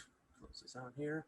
Now, one thing about this is that you see it and you're going, well, no one's going to do this. It doesn't look legit. Well, it tells me to do it, so I have to do it. And if they are not opening up this file, the user is not doing their job. Now, is it a particular case that this will happen every single time? No. However, all it takes is once. The hacker only has to be right one time. Everybody else has to be right every time. So in this particular case, it just basically tells you to turn off all the security features. So now you've turned off all the security features, and now it's kicked back and said, incorrect Word version, cannot unprotect this document, thinking, oh, well, there must be a problem. And now it's closed out behind you. Now you think, okay, well, maybe I have a problem. Now I'm going to take this same file over to my coworker and put it in, and now I've infected another one. And how that can actually happen is what happens if you've come across a company who's gone through a migration. We've been working on Office 365 migrations. Maybe you had an old version, user doesn't know, and now, boom, now they become infected. So in this particular case, we're going to go back over to our hacker's machine. And as you can see down here at the bottom, you can see now that it's connected. So let's double check. Everything's running. And there they are. Now we're going to interact with it. And now I'm actually connected to the machine behind the scenes and show you. There's nothing on Kevin's machine. He sees nothing. All right, so first things first. Let's come over here. And what I'm doing here is I'm basically just sent a registry key that finishes out that connection. So now I've just gained full control of his system. And again, he's still none the wiser. He's going about his day.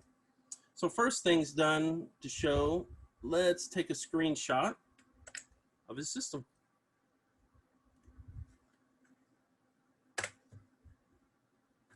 And there's his desktop.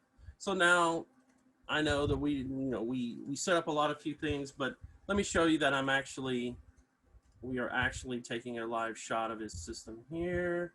Let's open up a picture of his good friend Peanut Butter. There he is.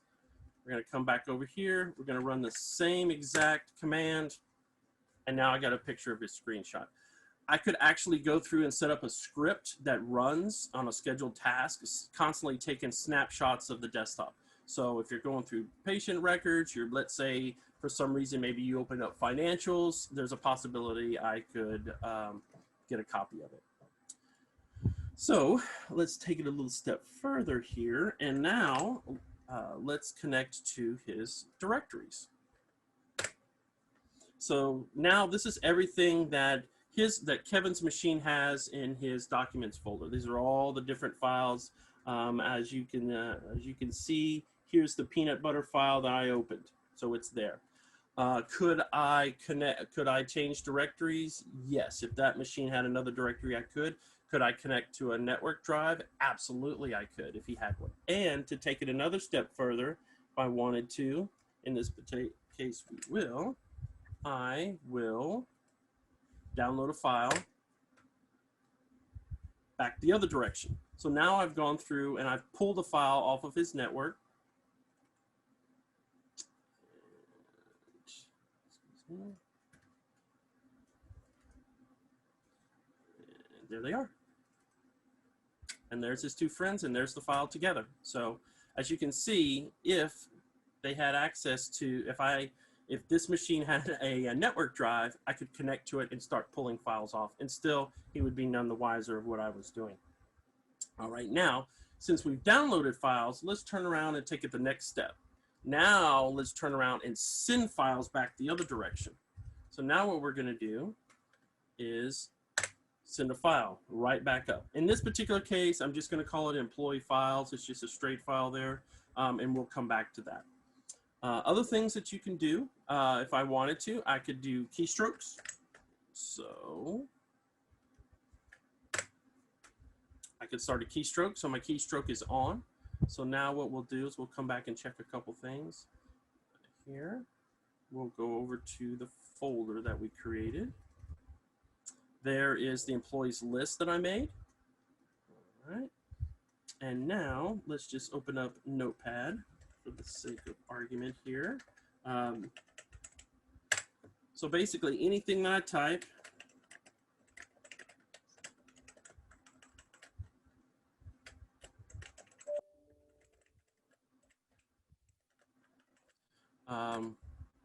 and anything is captured, even my backspaces too.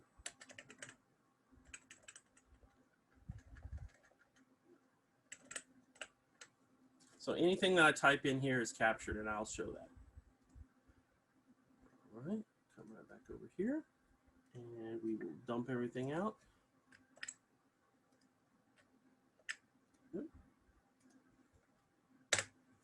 So as you can see here, here's where I typed in. Here you can see where I hit the shift key. You can see where I hit enter. Same thing with Lance. You can see all the files that I typed. You can see the backspace. So basically, I can set and gather everything. If you were, again, let's say for some reason you were logging into QuickBooks or something like that. Maybe you had something personal on the machine that I had gained access to. Now I can see it. Maybe you were going into patient records, typing in information. I can pull and I can get those keystrokes as well too. If you were trying to do a password on a spreadsheet, I can now get that. Let's say you are an administrator and you're connecting to a firewall or router. I can gather that information as well too. So now what we're going to do is we're going to flip back over. Let's go back over to that employee list file. Now, you may think, okay, well, it says employee list. Obviously, no one is going to click on that because it doesn't look correct. You'd be surprised on how many times users will not notice what the file is and just think, oh, this is what I need to click onto because it's named the same, and they'll just hit it. And in this particular case, as you can see, boom. Now the machine has been encrypted, generally what a crypto locker virus would look like on a system. And then now we're talking about trying to do Bitcoins to unlock it. So last but not least, one of our commands that we can do here too on a system is we can actually take control of someone's webcam. So if you have a laptop, just like we have here on my desktop as well too. I can see his camera. And we can then take control of Kevin's system.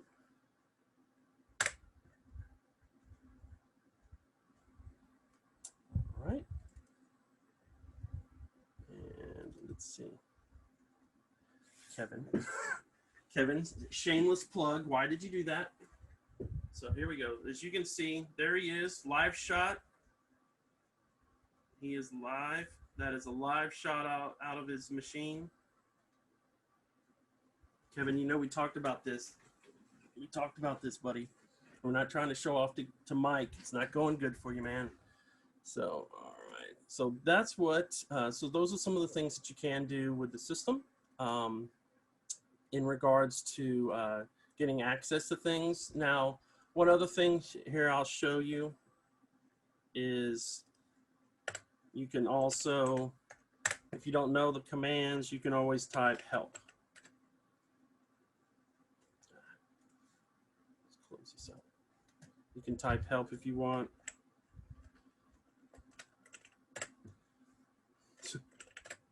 And it'll tell you exactly everything that I did.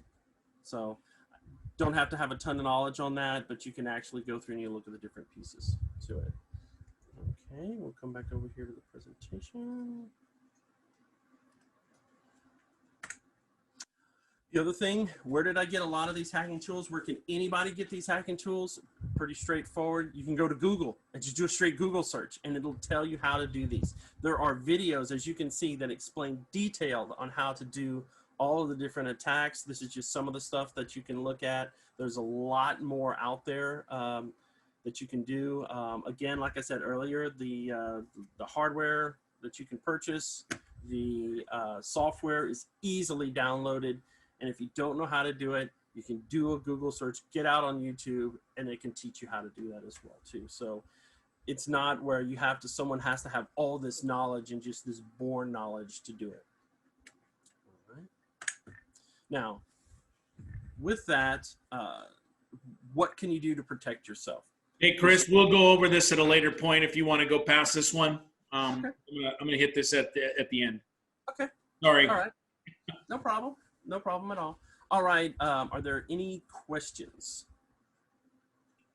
Yeah, I had a few that came in. Okay. Is there a typical age of a hacker that is out there? Do you know? Is there? I mean, is it? What's the typical age? Typical age is any age. You could be 12, 15, 17 years old. There's any age can be a typical age. Any. Okay. We've certainly seen that on Blacklist and other TV shows that usually the younger the better. If someone gets a ransomware crypto locker type of an event, somebody one of the people asked, is there an average cost of what something like that, an event like that would cost us to get out of it? Yeah, the average going cost right now is about $85,000. That's kind of the average. Sometimes it can be a lot more. It just depends on who it is. Okay.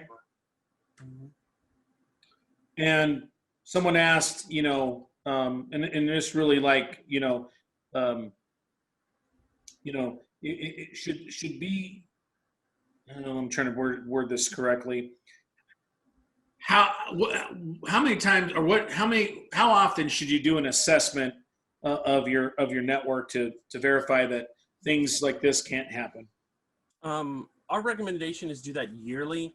And I would even elaborate a little bit on that too, is not just, hey, I've done a pen test, checked it off the list. Actually go into that pen test and look at what exactly are you testing for. Because you can do a black hat test, you can do gray, you can do white, and each one of those are different levels. So a black hat basically means that you have 0. You're just, I know about reliable IT, go. And you see as far as you can get in. White hat is more if you have a lot of the information. So the customer gives you your network drawing, tells you specifically, this is what I want you to test. That's where those lines are. And then even with gray, it's a little bit of both. So it's a little bit, here's my network drawing. I'm not going to give you the IPs on this. And these are the systems that I want you to see if you can get into. Also with pen testing as well too, you even see some customers do what's called red team, blue team, which basically internal IT and even departments will actually do pen tests against themselves to see not just, hey, can we get in, but it's, are they following the right procedures? So in other words, if you had someone in, let's say a teller, and they got a call and they say, hey, this is Lance, I need to see about getting your password because we're testing this and we're going to be out next week to work on XYZ switches, so I need to get your account. you know, a procedure in place that says, wait a minute, let me place a call real quick and I'll get right back to you. And that teller picks up the phone, calls IT and says, hey, I have this guy Lance here trying to get my information. Is it legit? So it's following those procedures, doing it yearly, and really looking at and going through it, not just checking it off a box. So I know it's a little bit long-winded there, but I'm just kind of passionate about those pieces. That's all. No worries. No worries. Lance, Chris, go ahead and pass the baton back to me, please.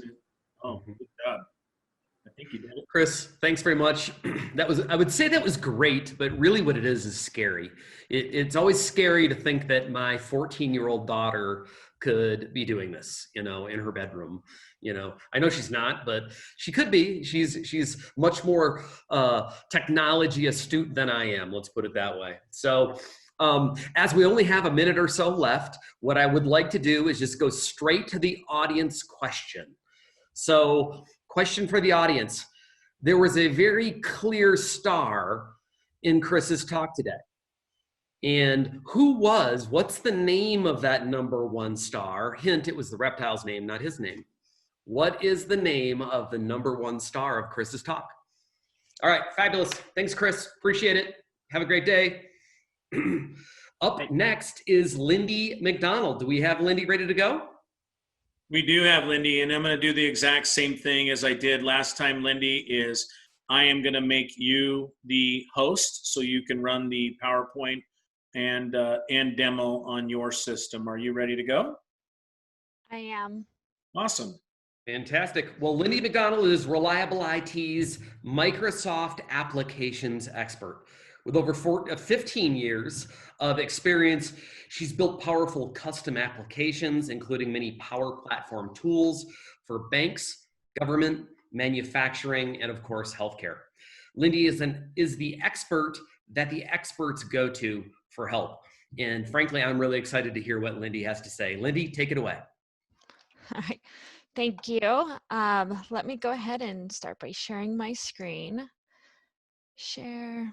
Okay, let me expand this.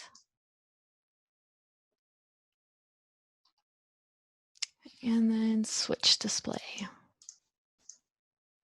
And Lindy, I'll let you know when we can see it on our side, and we can see it well. Great. Awesome. Okay. So I want to talk to you today about Power BI, which is a brand, well, it's actually an older software. It's been around for 7 or so years, but it's really new as far as data analytics industry because it's just taking over so quickly. It's really got a foothold and now people are just loving it. So one of the questions that we often ask companies is, hey, how many people do you guys staff to do data analytics? And that includes like preparing slides for all these executive reviews, gathering data routinely for reporting, doing weekly reports, monthly, quarterly, annual, manipulate the data, make it look right. How many times have people had to rearrange columns, change rows, change things, and it messed up all the numbers? Build custom tools to make the data usable. We all have these very old systems a lot of times, and that data has always been in that format. So then you have to build a bunch of Excel models to change the data into the format so that it'll work for some obscure use to make use of that data. And then of course people spend a lot of time trying to find problems in data because it's just something that's part of the deal. So we ask how much time and resources do you guys spend? And if you're an analyst, another question is how much time do you actually do analysis, right? A lot of times you're spending it just doing the grind work of clicking and copying and pasting, and it can be quite burdensome. So how can Power BI help me? How can I get rid of that time drain and better use my resources? Well, it can definitely help you. So a lot of organizations that we've worked with, 30 to 50% reduction hours related to preparing and presenting data after adding Power BI to their tools.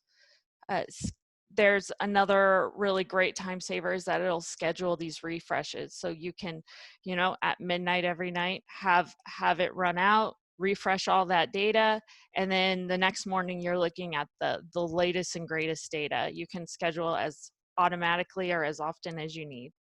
Another one is you get your answers faster. So the whole point of data analytics is that you would be able to make decisions very quickly. That's the point of it. There's no other use for data other than show me what I need to know so that I can make a decision. So what is Power BI then? Okay, well, you've probably seen it. You've probably heard of it. Tableau's been around for a long time. It's the competitor to that, ClickView. You can also think of it as Microsoft's answer to those. Another thing is, if you've ever worked with Microsoft Excel, it's very similar in a lot of ways to Microsoft Excel, and a lot with Access. So if you kind of merge those together, you get Power BI. You get all the cool charts and graphs of Excel and then some, and you get all the relationship capabilities and data set analysis that you can accomplish with Access. So it's kind of like the best of both worlds, plus you get this powerful data visualization that is unmatched in the industry. And it's also part of Office 365. So you probably already have it. When we talk about the Power Platform, this is part of Office 365, and they have different licenses within Office 365, but you have a free version. So this is something that everybody has, but a lot of people probably don't use. But Power Platform consists of Power BI, which we're talking about today, Power Apps, Power Automate, and Virtual Agents. So all these work together and are very powerful, but you can also need to remember too that Office 365 has a ton of applications as well, like Microsoft Teams, and they all work with Power BI too. So there's a lot of integration. And now what Power BI looks like, it comes in 3 modes. You can download a desktop application and use it the way that you build PowerPoint presentations or Word or Excel. Those would be all in the top left corner there, Power BI desktop. Then there's an online service, and people usually like to use that if they're sharing external reports with people, but they want to make sure only certain external guests get to look at those reports. That's when you would put it on the online platform. And then they have a mobile one too. So if you're running from meetings to meetings or need to make a quick decision, or hey, you want to see what the financials are looking like during a certain meeting, you can just pop that open and take a look at it. Okay, so is it affordable? Yes, like I mentioned, there is a free plan. The paid plan, I think it's like $10 a user per month. So it's actually very, very affordable. And you can get a lot of the same functionality just using the free plan. It's if you want to share with external users or share on the online version, then you'll probably want to use the paid plan. But you can save files through the application and send them over email or save them on a SharePoint or whatever, and people can download them that way. Okay, what things can I do with Power BI? Well, number one, you're the author of these reports, so you're going to want to create and then share them. You can create these beautiful reports with it. And you will also save a lot of money. So there's a lot of opportunities there for use of Power BI. So some other use cases you can think of it. There's 2 major things. One, departmental. So departments like to use it to satisfy their reporting needs, HR, IT, sales, finance. And then there's functional as well, like we've been talking about with data analytics, security tracking, customer service, those types of things. Okay, some other business case uses. So we've seen call center tracking is one that people like to manage. You can think of it as something you implement in your organization where perhaps you have patients who are calling in and you want to track whether their issues are being resolved quickly, which departments have the longest lapse in problem resolution, analyze whether your resources are being used effectively. Hospitals may want to know, okay, if we are investing all this money in our mobile application, is it really worth it? What are the patients looking at most? When are they signing on? Who's signing on? So those types of things can be very helpful when you're determining how you want to invest in your resources. Customer service, then we have staffing and workload plan. I mean, there's so many, if it involves data, there's so many ways you can apply these reports. Okay, another thing that is an important concept with Power BI is getting the data together, and they do that with connectors. So you can pull data from all different locations automatically, and they do that using these connectors. So this is an example of using Power Apps, the Microsoft's Common Data Service, Azure, a SQL database, and Power Automate and Power BI. It all flows to Power BI. If you look at the arrows, it all goes to that one location. So you can have third-party ones, and I'll show you some of the connectors when I demo it for you in a minute. But there's so many. Don't be discouraged by if you have data that you think is inaccessible. Maybe it's in somewhere like on a network drive somewhere. There 9 out of 10 times there's a connector for it where you can pull that data in. Okay, so another thing you're probably very familiar with is the look of Power BI. If you've ever seen Power BI, that's the number one thing, the look of it. And it is very beautiful. You can make these very beautiful dashboards, all kinds of really cool visuals, charts, graphs that you've seen in Excel, I'm sure, but they have other very beautiful visuals that trump what you've seen in Excel, and that includes like maps. They have incredible maps, lots of drill down capability. Here's an example of a COVID tracking Power BI dashboard that was provided by Microsoft, and it has plenty of drill down functionality, as you can see here. You have the filters on the right there. That's very comfortable. I'm sure if you've worked in Excel, they have those types of filters and slicers. And then here's another one, and I'll show you in the live demo as well. Maps are huge in Power BI. They're awesome, and this is one I always like to point out is, in this example of the map, you can actually drill down into areas maybe where your patients live or where your hospitals or clinics are located, and you can say, who is my patient in this area? What's their median home value, what's their median age, what's their, all these different things. This is all available to you within Power BI. And it really helps with marketing. As we know, marketing can be expensive. So this is a great investment in helping you understand those types of elements. So let me, I think that's, yeah. So let me hop over to the new share the demo here. Share, okay. Can you guys see it?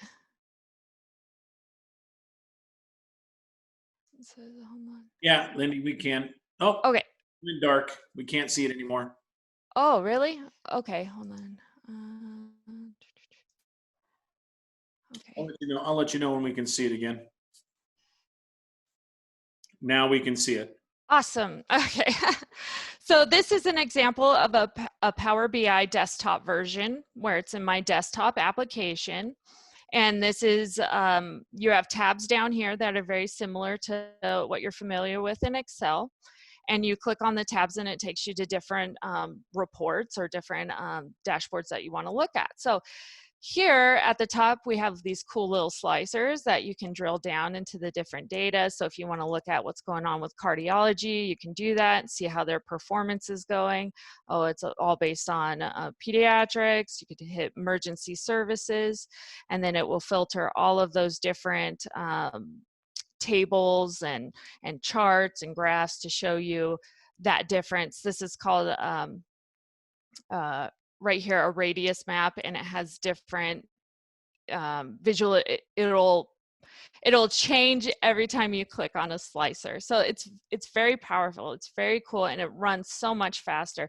And what I also like about Power BI is that I find that there's less user error. I don't know if you've ever had the experience of sharing an Excel file with somebody, but they can definitely be unintentionally tampered with and distort the results, and then numbers get sent around and that are wrong, and you're like, no, that's not what I meant. So there's a lot of I think it's a lot better to have these type of Power BI for sharing data analysis.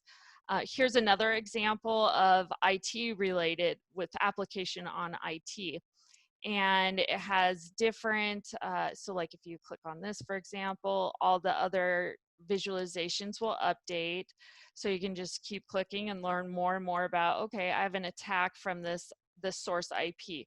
Well, what's coming from there? Oh, well, it's got malware, viruses. For a second. Yeah. Just to give some context behind this, certainly the other stuff that you saw before, guys, was specifically pertaining to, patient information, financials of the patient. Well, this is actually our SIM management tool that we brought in so we have a SIM management tool that kind of logs everything and says where threats are coming from, blah, blah, blah, blah, blah. But just like everything, and Lindy already hit on it, one big application in healthcare is call center reporting. Call center reporting is atrocious. Most phone systems don't have a very good way of doing that. As long as you can get access to data, then we can slice and dice it and really show you exactly what it is.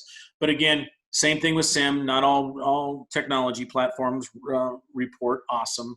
So we kind of created our own dashboard because this is what our clients had asked to see. Hey, can we just see some of these things on this side? So that's what Lindy's sharing with you here. Yep. Thank you. So exactly, I mean, you can have these little KPI things up here that track individual, metrics that you want to see. So there's all kinds of really cool things there. And then here, you still have the data familiarity of like tables available to you, but there's a tab for visualizations and you can choose different, ways to present your data very quickly. So you're getting the benefit of all these various visualizations that you would not have available to you in Excel. And I love Excel, but it's true. There's some very beautiful, wonderful, powerful data visualization tools all available to you right here. You can also go to the marketplace that they have and get free visuals off of there. So there, and I'll show you really quick. It's very simple, and I think it's a good demo to show you all the. There's so many. So like for example, maybe you want special filters. Okay, you could have different. They have all kinds on here. Most are free. They have gauges. So I know a lot of people like to show like the gas tank type. Right here, like these, you can choose different ones and put them on your report. You can change their color. You can add numbers and labels. You can, it's pretty amazing. All these different options you can choose from and apply for what your business needs are. They have editors picks, of course, that have like their best. They have tons of map ones. They have tons of KPIs. KPIs are huge, right? In any business environment, you can track APIs on here. They even have some cool illustrative ones that make it a little bit funner when you're going through tons of PowerPoint reports. This just makes it a little bit easier.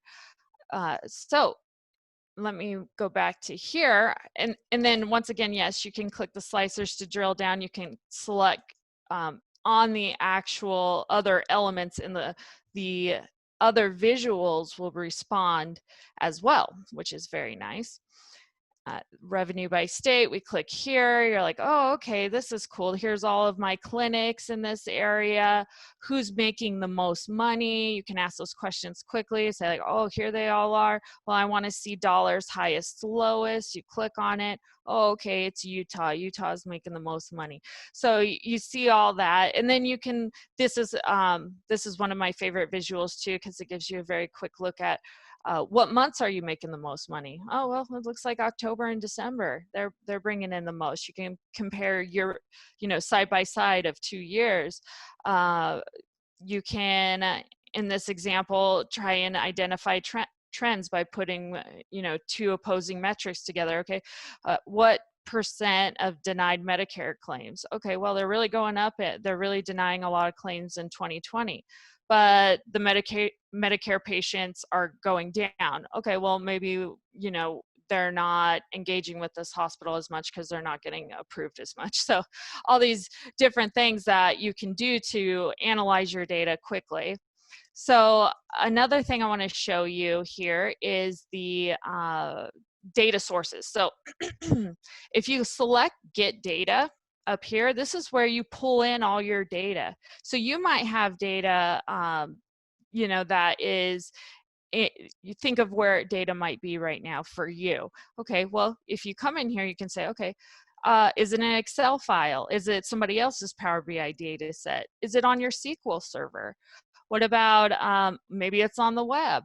Another way you could try and find one of your data sources is you click more and it will list all of them. And this is the really cool part, guys, is that you have all these choices of where you can pull data from into your Power BI report. So, for example, look at some of these third-party ones. I mean, Azure is not a third party, but if you have Azure, you're going to love this because it's got every connector for Azure that you can imagine. Here's a very common one, SharePoint Online List. So many people use SharePoint, and there are SharePoint lists within there that integrate well with many other applications. So, hey, if you got a SharePoint list, it can pull it in. Let's see what else here. We have Salesforce. If you have Salesforce, you can pull data from them. Google Analytics, how's your website doing? You can pull that information in from Google Analytics. LinkedIn, let's see what else here. So, I mean, the list is Hadoop. It's very powerful. You can think of these almost like APIs already built for you that will connect to wherever your data is and pull it in.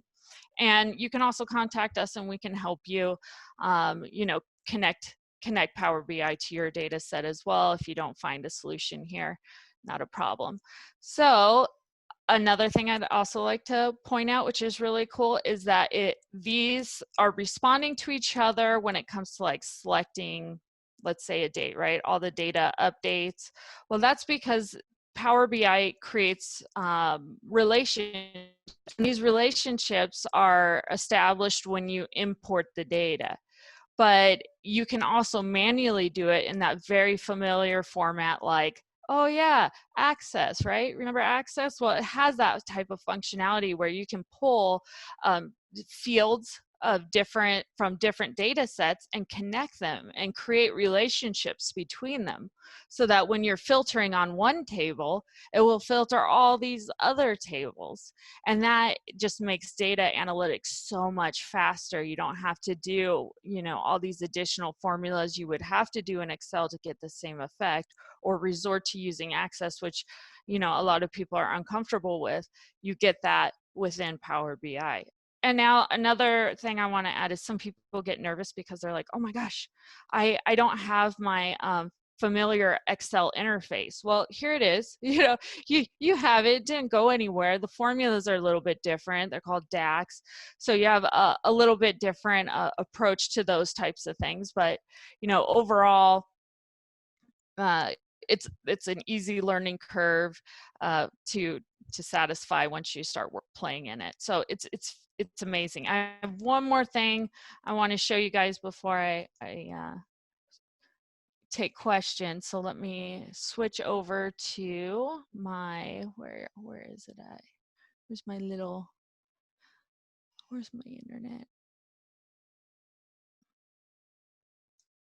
Oh, here it is. Okay, share. All right. So this is an example of 2 public reports. This one, they're both about COVID-19. I thought it was timely, so I found them. But this is a version of the online. So if you're online and you want to use Power BI through the web service, this is similar to what it would look like. You can give this to people to click on, that they can filter down. Very similar to like a website. It has that feel, right, of like a website. Let's look at death totals. Oh, wow, that's cool. You know, you got all these cool maps, cool drill down here. I want to know where this came from. Oh, what happened in Belfast? Oh, who are, so I mean, it's really neat. Okay, and then one more that I think is really cool. This is probably one of my favorite here, just because of the design and the layout of it. But you can drill down by country. So you're like, oh man, I want to see what's going on in, you know, the US. Where's that? We'll go with, there we go, North America. All right, click there. Everything updates. Oh, I guess they don't have a whole lot there. Not a lot of key indicators there. That's weird. Here, we'll just click them all. Or not. But see, as you click countries, it updates all the connected tables. So it's really neat when especially when you want to drill down and learn more about, because I mean, how many times have you been in a review and you're like, well, I wonder if that's linked to something, but you can't find out there. You got to say, okay, well, we'll go investigate that and let me know later, email it to me later. Well, you get that answer here, and it's very helpful when you have that kind of response quickly. Okay, is there any questions that I can answer? Yeah, Lindy, we got one that says, are HTML and comma delimited in the data sources? Yes, they are. They absolutely are. Okay. So I do have a couple of questions for you, Lindy. If a group is already using another platform, one of the competitors you mentioned, but they want to switch over and start using Power BI, how difficult is it? You know, how time intensive, labor intensive is it if you were to help somebody do that? Yeah, so that's a good question. I mean, it really depends on the organization's dependency on the competitor. So how much data is there? How many reports? What kind of reliance do they have on the competitor? So if it's a very complex and highly dependent use of that competitor, then you want to make sure that the migration is done with a lot of thought and very carefully and planned out well, so you don't have any disruption in your organization when you do the transfer. I would recommend, you know, mapping out everything that you need, what you want to transfer, and do it in phases. We do help organizations with those types of migration. So if there's, you know, if you're in a situation where your organization, you're nervous about doing that type of migration, we can certainly help you plan that out. But it shouldn't be too cumbersome for most, but it really just depends on the individual company. Okay, terrific. And then I know you have a lot of Microsoft expertise, not just Power BI. You mentioned toward the beginning of your talk, and this is a hint for the audience, that Microsoft Power BI has been around a long time, but it didn't become popular until recent days. Is there anything else out there that Microsoft offers that you feel like is a hidden gem that you want to take? Go ahead. Yeah. Well, Access is a hidden gem. Nobody likes to use it, but no, there are some very cool applications that are sincerely some hidden gems that people don't know about or they may have tried to use it once and they didn't get to really experience the full utility of it because nobody demonstrated it for them. So I'll give you an example. You know, Teams, Microsoft Teams. A lot of people could literally work out of Microsoft Teams all day. It has all the functionality that you can get with so many different other applications all in one. You have your chat boxes in there. You can put SharePoint, your SharePoint tabs, you could add that into your Microsoft Teams, so you don't have to go open SharePoint in another folder or in a web browser. You can just do it immediately right through Microsoft Teams. It has so many connectors. It has so much file sharing opportunities. So that alone, and the fact that it's free is amazing. So Microsoft Teams is amazing. There's Planner. So if you have, I think they call it Trello. I can't quite, Trello is very similar to Microsoft Planner in that you have these cool little boxes and you move the boxes around to like started, in work, on hold, completed. You know, you work with teams and you can move those little boxes around like a schedule kind of, and Trello does that. Well, Microsoft Planner does that too, and that's free. So I mean, there's so many opportunities. If you were to sit down and do an evaluation of all your third-party software in your organization and added up that total cost, I mean, I know some organizations that spend millions on third-party software, and they literally have software within Microsoft that replicates, or even better, it improves upon the software that they're already buying. So there's a lot of opportunity there. It really is. You just have to sit down and go through what you have and whether it can be replaced. I love it. I love it, Molly. Well, that was a fabulous presentation. I will tell you that I do believe it was the most visually appealing. You're right. It's pretty. It's great. But frankly, what I like to hear is how excited you are about it. It's that's good. Excitement. It comes across very clearly. So thank you so much for your time today. Thanks, Appreciate Lance. it. Yeah, No problem. Do me a favor and please make me the host again. You betcha. Here, So while we're doing that with Mike, let me turn the question to our audience. Here is the question. Here we go. Although Power BI is considered new, how many years has Power BI been around? And submit your answer into chat and we'll be ready to rock and roll. So, all right, it is about 11:50. We're right on schedule. We are going to take a 10-minute break, and then we're going to come back and we're going to do our panel discussion. I know the panel discussion is going to be fabulous, so stay tuned. Taya is in the process of sending out your DoorDash. So if you've got it, great, order your lunch and enjoy a wonderful lunch while we do our panel discussion. If you haven't gotten yours, give it a few more minutes. She's almost finished getting them all sent out now. So Mike, unless you have anything else, I think we go to a break for about 10 minutes.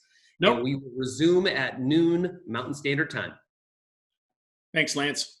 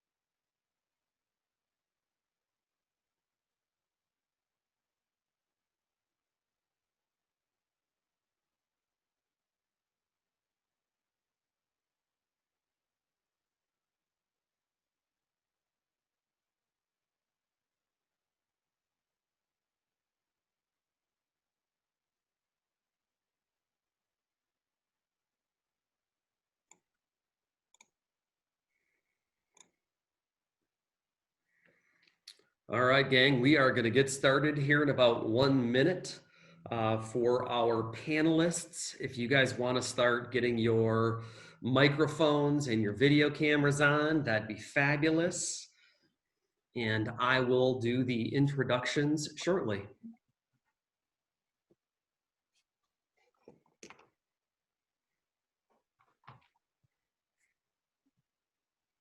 So I have to tell you, I think that the speakers have done a great job this morning. I know it's been a challenging, atypical approach to this. It's always much more fun to be seeing people and spending time and networking. But for what it is, I think it's been a pretty good event so far. Thank you so much for sticking around. You know, the participant numbers really have not fallen off throughout the day. Which I think is fabulous. It's a testament to the participants, and I'm really thrilled with it. So thank you, everybody. Appreciate it. So, all right, it is noon. My clock just dinged. Let's get started. Let me start by introducing each of the panelists for today. Starting with Karen Clark, who spent the last 20 years as a healthcare CIO and now provides independent technology consulting to organizations helping to align technology with their strategic goals. Prior to beginning her career at Somerset CPAs and Advisors, Karen was the Chief Information Officer for Ortho Tennessee. She speaks nationally on topics of healthcare payment reform and cybersecurity, and is passionate about transforming the use of health IT to better serve patients and providers. Matt Fletcher serves as the Director of Systems Integration and Development for Illinois Bone and Joint Institute.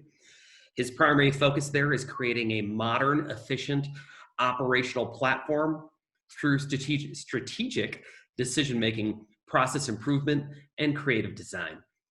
He is passionate about technology and the impact it can have on how IBJI delivers care. Ryan Leland. Ryan, are you with us today? Ryan is not with us today. He sounds like this. Okay, no problem. Ryan Leland is absent. All right. Sorry. No, not at all. Molly Van Ort, specialty. But I will take his place. It's Ryan. Molly Van Ort, Specialty Solutions Director for Next Gen Healthcare, has over 14 years of healthcare IT experience and serves as a trusted advisor in the musculoskeletal and multi-specialty markets. Molly's role with Next Gen Healthcare has evolved from a client and consultant to a partner. Molly's unique combination of clinical and technical expertise helps practices improve care delivery, as well as enhance the provider and patient experience.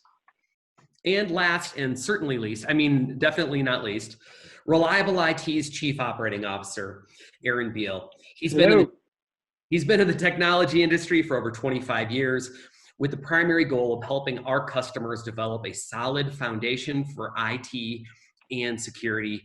He's passionate about exploring innovative options and solutions for companies, and enjoys helping businesses utilize new methods to.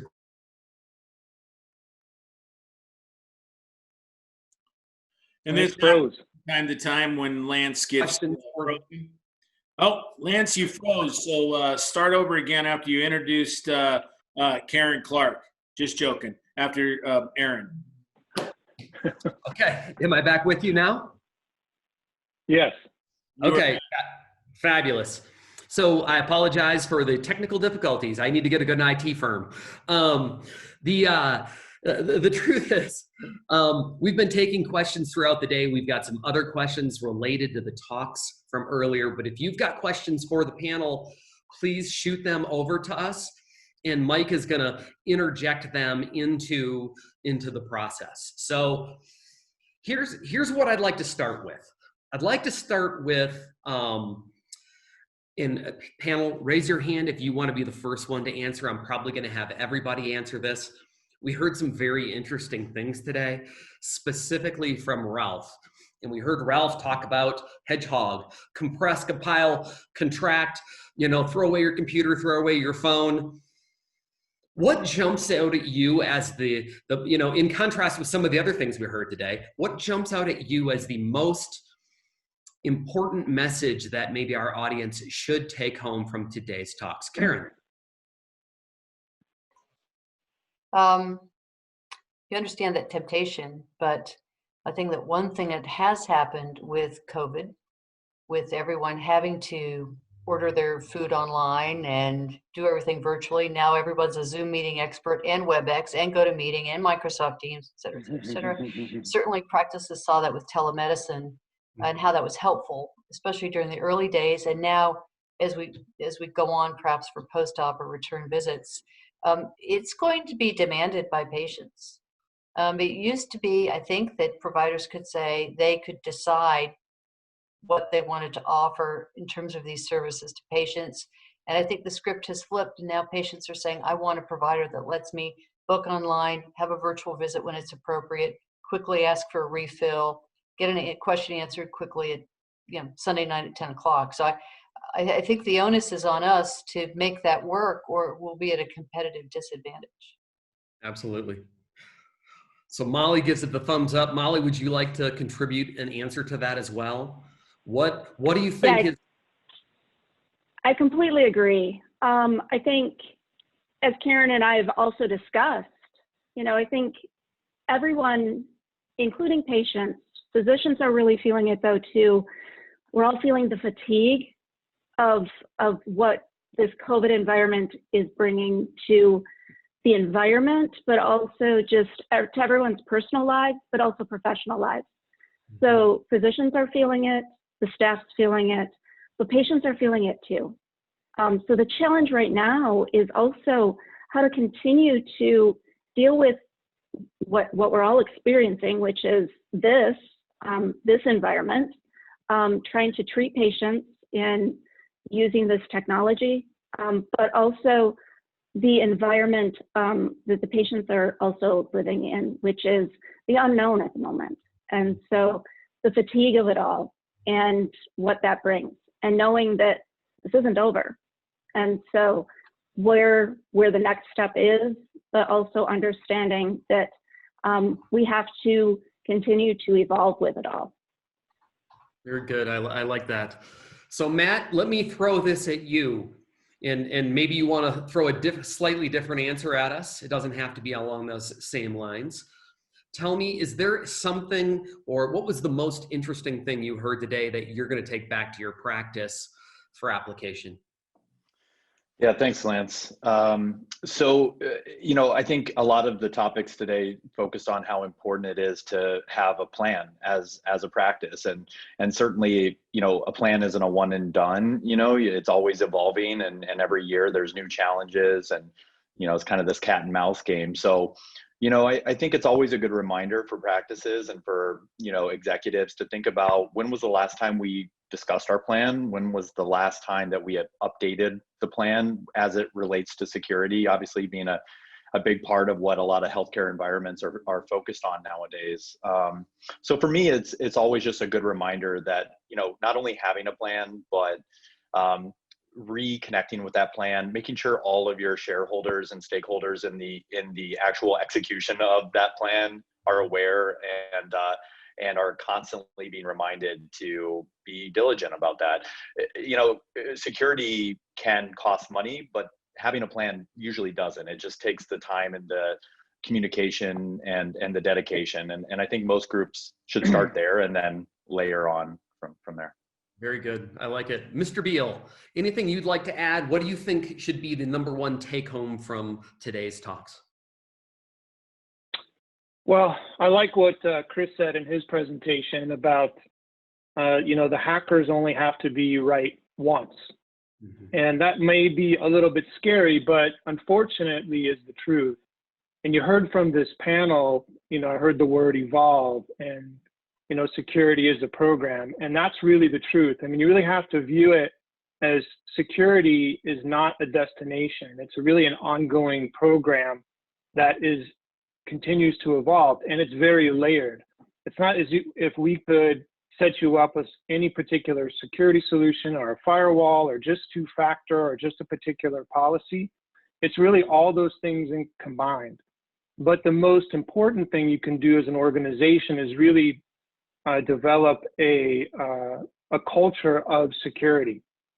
And there's many ways to do that, but it really starts with the leadership team of your company of having a security focus.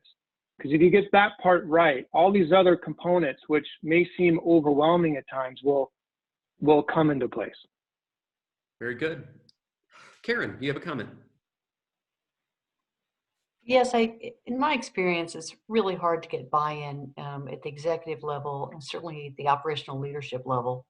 We all know it's important, but it's got an awful lot of acronyms, and we're busy and we have other stuff to do, and you know how that is. So I think it's really better to come at it from an operational point of view and talk about business continuity. If you get a piece of malware, you're going to have to restore from backup. You may or may not catch these guys. At a certain point, that doesn't matter. What matters is, how do you keep your practice open? How do you continue to make appointments, see patients, post charges, produce claims, so on and so forth? So I think the best way to go at it is really from the point of view of business continuity, but that can also seem staggering. It's too big. So where I've seen practices have success is to do it by unit, and then you can reproduce that. So, okay, if our system wasn't up, our phone system wasn't up, what would we do with patient calls? And just focus on that with just those people. And then you move on, you say, okay, if our practice management system is unavailable, how do we make appointments? Okay. And then once you've done it for a couple of these business unit areas, very operationally focused, then you've got a reproducible method that you can roll out to other departments in the organization. And guess what? At the end, you have a business continuity plan, which also by the end includes your IT, incident response plan and data restoration plan. But it's a way to go at it one bite at a time in a way that makes operational sense to the people that you're working with. And so I find that's the better way to tackle it, because that makes sense to them. Oh yeah, we still need to make appointments. Whereas security can seem very theoretical until it happens. Sure. Okay, thank you, Karen. I appreciate that. So Chris, I want to make sure we give you this opportunity to answer this question as well. Right. What do you think the most important take-home message was for our audience today? I think the biggest one is that you need to do your penetration testings, and you need to be due diligent. Training is another big one too. Training. You can never have too much. I like it. Let me tack on to Chris's. Mike, I'm going to ask you a question. The number of penetration tests by Reliable IT done over the last 12 months has been a very large number. What percentage of those penetration tests result in us having the CEO's password to their personal banking account? Well, we have been doing dark web scans on every group, and it seems like we are almost 100% in that the CEO, their password, their username and password that they use at the office is the exact same one that they use at their local bank. It is very close to 100%. I bought a new boat this year, so it was on. It is very close to 100%. Good answer. I didn't have to send that one out to the audience. All right, I'm going to move on to a couple more specific questions. Karen, you play a role in several national organizations. When do you think meetings and conferences are going to get back to normal instead of being in this sort of platform?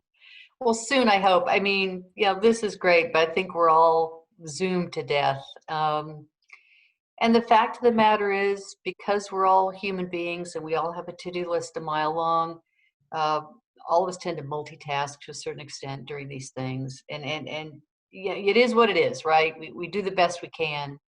But I think all of us are missing the networking, and when you go somewhere else and you're simply focused on that one topic and you're talking with your peers about that topic, it's just a better and richer experience.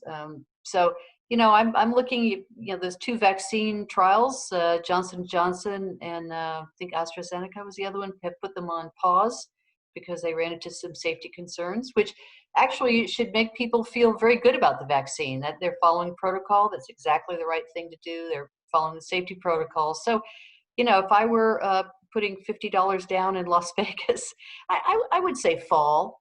I think the vaccine will probably be available sometime in, second quarter. It gets rolled out over the summer. I'm optimistic that that'll happen. We have the best scientists in the world, and I'm happy to say, have rigorous safety protocols. So when it is released, we can all have faith in it. And I know that we're all eager to get back. One more Zoom happy hour, and I may throw myself off the roof. I don't know. Yeah, I appreciate that. There's no real good answer for that. Unfortunately, I had to start the COVID question with you. We can't get away from it, right? It's part of. No, we can't. We'd like to. That's right. That's right. So Matt, this next question is for you. Matt, you are a leader in one of the largest orthopedic groups in the country. In this new world of multi-million-dollar lawsuits that are coming in about security breaches, what do you feel your group's posture is? And specifically, I'd like to understand the ownership posture. And what are you doing about trying to solve some of the problems that come?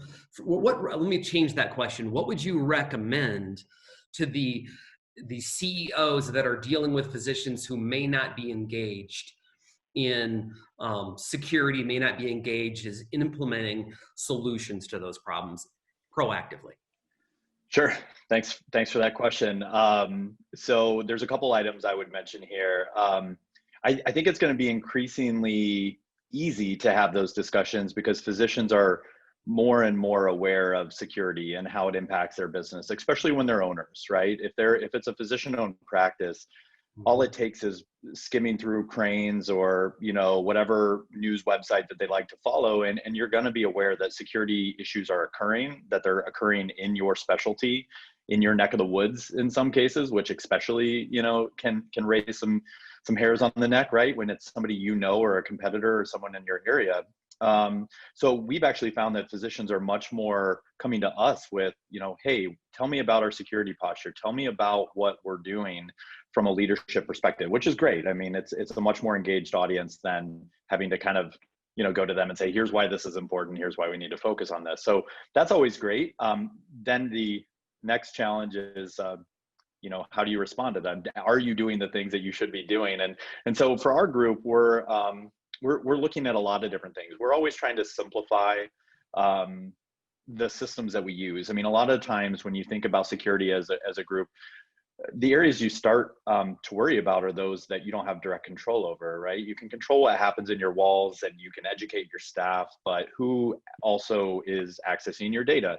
In our area, we've seen some examples where it's not the groups themselves that have a security issue. It's a cloud-based vendor that they work with or a charitable arm of their organization or something like that. So I think groups need to be really aware of the whole structure of where their data lives, not just what they're doing within their walls. The only other piece I would mention, Lance, to your question around governance is we find, at least in our area, that involving the physicians in the decision-making process is key. So we have a variety of physician leadership groups that meet on various topics, whether it be compliance or operations, centers of excellence.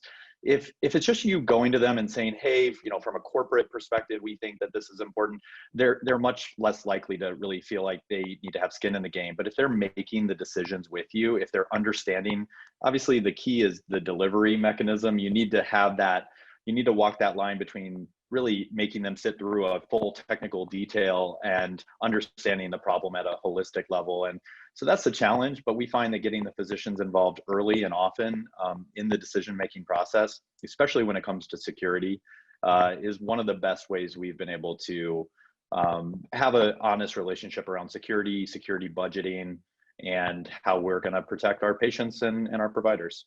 Sure, I love it. Karen, you had a comment. Yeah, I was thinking of our friend from the Bureau of Investigation earlier. Oh, yeah. Something that's free, or maybe more accurately, prepaid, is your local FBI field office. We did that at Ortho Tennessee. You can call them up. You can invite their cybercrime guys to come over for, you know, a turkey sandwich, and you can walk through your entire security infrastructure with them and say, point out the holes, guys. They're agnostic. They're not trying to sell you anything. They know about the current exploits, and they're very, very effective. And having that FBI review gives you great information, but it will give your physicians a great degree of confidence if things are going well. And the other thing I would say is to really take a look at your cyber liability coverage in case you do have an incident, because if you've done the pen test and you've done the risk assessment and you've systematically over time increased your security posture and hardened your systems and you've had the FBI take a look and you feel, okay, I think we're in pretty good shape here, then you can decide to take a larger deductible and then get additional millions of coverage at a much lower per million rate. So you might go from a $5 million policy to a $10 million policy because you've changed your deductible from $250,000 to $750,000. But of course, you can only do that if you feel confident. That's a great way to get that extra insurance for the, you know, the sort of perfect storm thing that can happen no matter how good you are. I like it. I'm not sure we want to pull the actuarial tables out today for that discussion, but I think it is definitely a good CFO exercise to go through for sure. Mike, yes.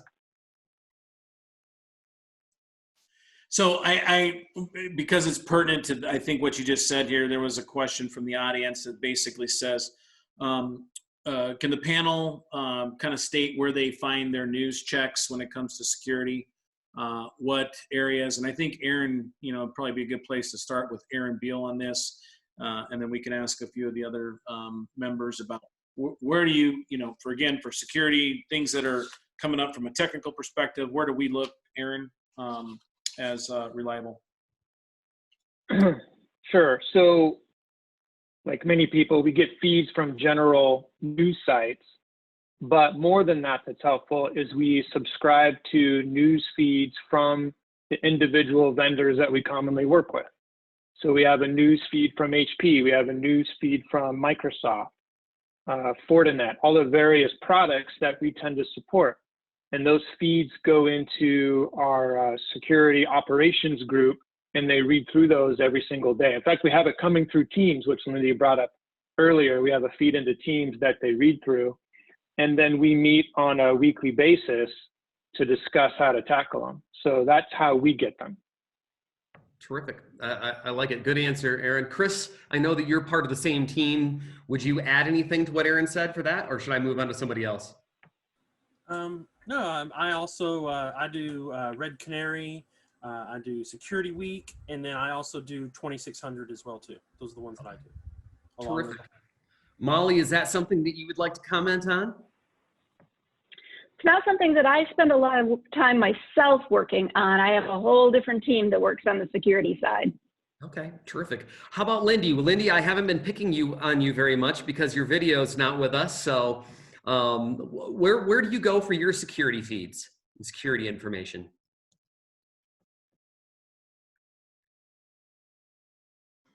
Sorry, I was trying to unmute myself. You know, I go to you guys.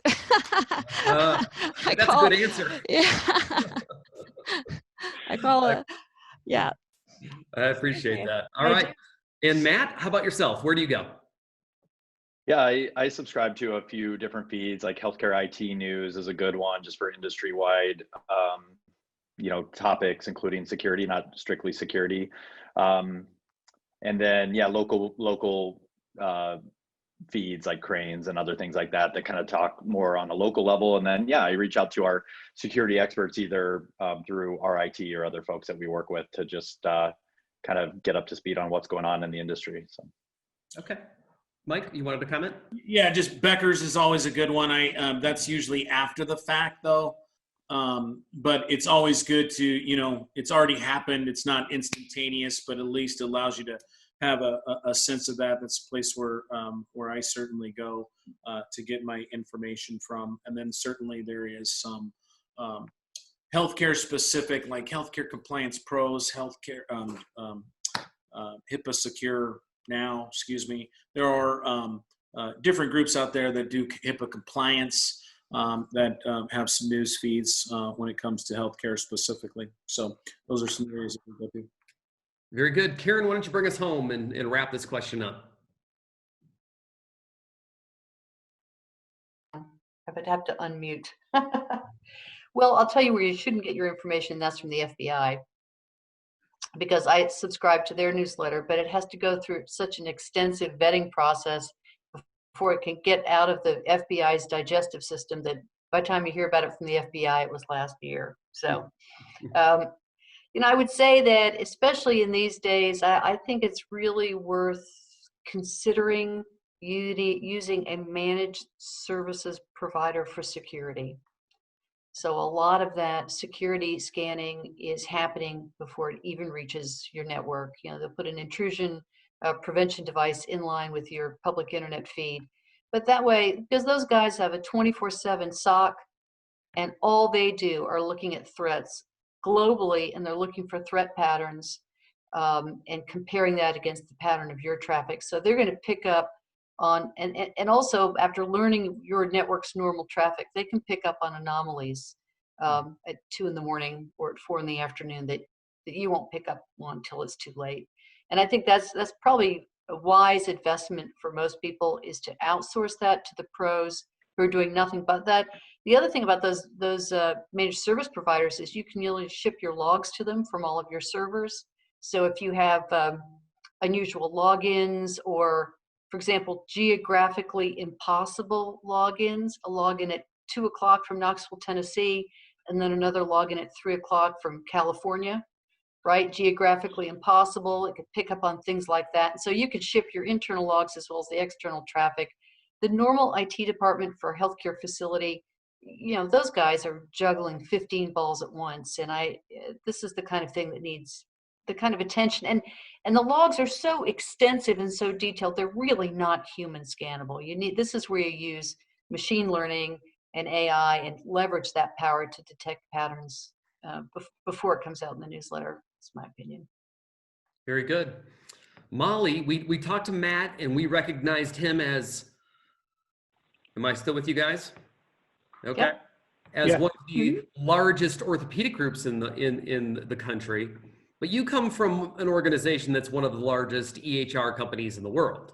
So what would you say is the security posture of NextGen? What are you guys doing to help create a secure platform for your users? Well, we do a lot of hosting. And so like Karen said, we work by hosting and protecting our clients, a lot of our clients. So we do that service for a lot of our clients. Mm-hmm. And so and by taking on that service for a lot of our clients, we're taking on that responsibility. And by working with AWS, we're the ones managing and taking on a lot of those services. So that's a big part of it. Taking on the responsibility of making sure that security level is managed by as a service. And for a lot of clients, especially the smaller to mid-sized clients, that helps them be able to do the job of taking care of patients and be able to know that their system is secure. And for them, that means that they can take care of patients and not worry about the security side. But also partnering with people like Reliable IT, because to be very honest, it's boots on the ground for also clients like that just don't have IT in-house. They need people who they can count on to come in and take care of everything else. And especially small to medium-sized clients, they need that kind of service. And then the larger clients need the consulting. They need the help to be able to manage all of the other things, because often it's the other things that just kind of get overwhelming. Outside of managing, taking care of patients, sometimes everything else can just take on too much. So IT is a lot. when it comes to taking care of healthcare business is more than just taking care of patients anymore. So much of it is outside of more than just taking care of patients. So, but we offer a lot of services, but we also like to partner with a lot of additional services like Reliable IT. I appreciate that. I appreciate that. Aaron, I've got a question for you. The audience is largely healthcare today, but as most of our friends and family and audience know, we work in both healthcare and banking. How would you compare and contrast security posture from a healthcare perspective to a banking perspective? Yeah, sure. Thanks, Lance. Well, one of the primary differences is, banks are the regulation is heavy. So as it relates to IT security, a lot of the things we talked about today, where Karen talked about the logging or a SIM solution, having cyber insurance, having what Karen alluded to with, we call them IT steering committees, because how do you tackle this big challenge of making sure you have a good layered posture and a culture of security? So an organized way to do that is to have an IT steering committee where you'd have the executive team, you'd have some doctors represented in that committee, and you meet monthly, and that primary focus, or a large part of that focus anyway, is IT security. Because as we've talked about, it's an evolving thing, it's a program, it's not a destination. And so through that IT steering committee, you can start doing what Karen brought up, breaking it down piece by piece. How do we articulate this to the rest of the doctors in this practice? And so having that IT steering committee, from what I see in banking, is really the centerpiece that makes the rest of it work, right? Because it really creates that culture. Because we can come in and we can sell you all kinds of services. We can sell you logging and recommend cyber insurance. But if you don't have the decision makers on board first to then get the rest of the employees on board with that culture, then it's nothing you do is going to be as effective. Very good. I appreciate that. Chris, you also cross over between banking and healthcare. Anything that you would add to what Aaron had to say? Yeah, I mean, really keeping up with the technology with the different banks, and again too, on those I know I keep going back to the penetration test, but really looking at your procedures and making sure that not only you have it for just your normal applications, but you also have it for your banking applications as well too. Very good. And then finally, Lindy, what would you add to that? Sorry, Aaron, I'll come back to you.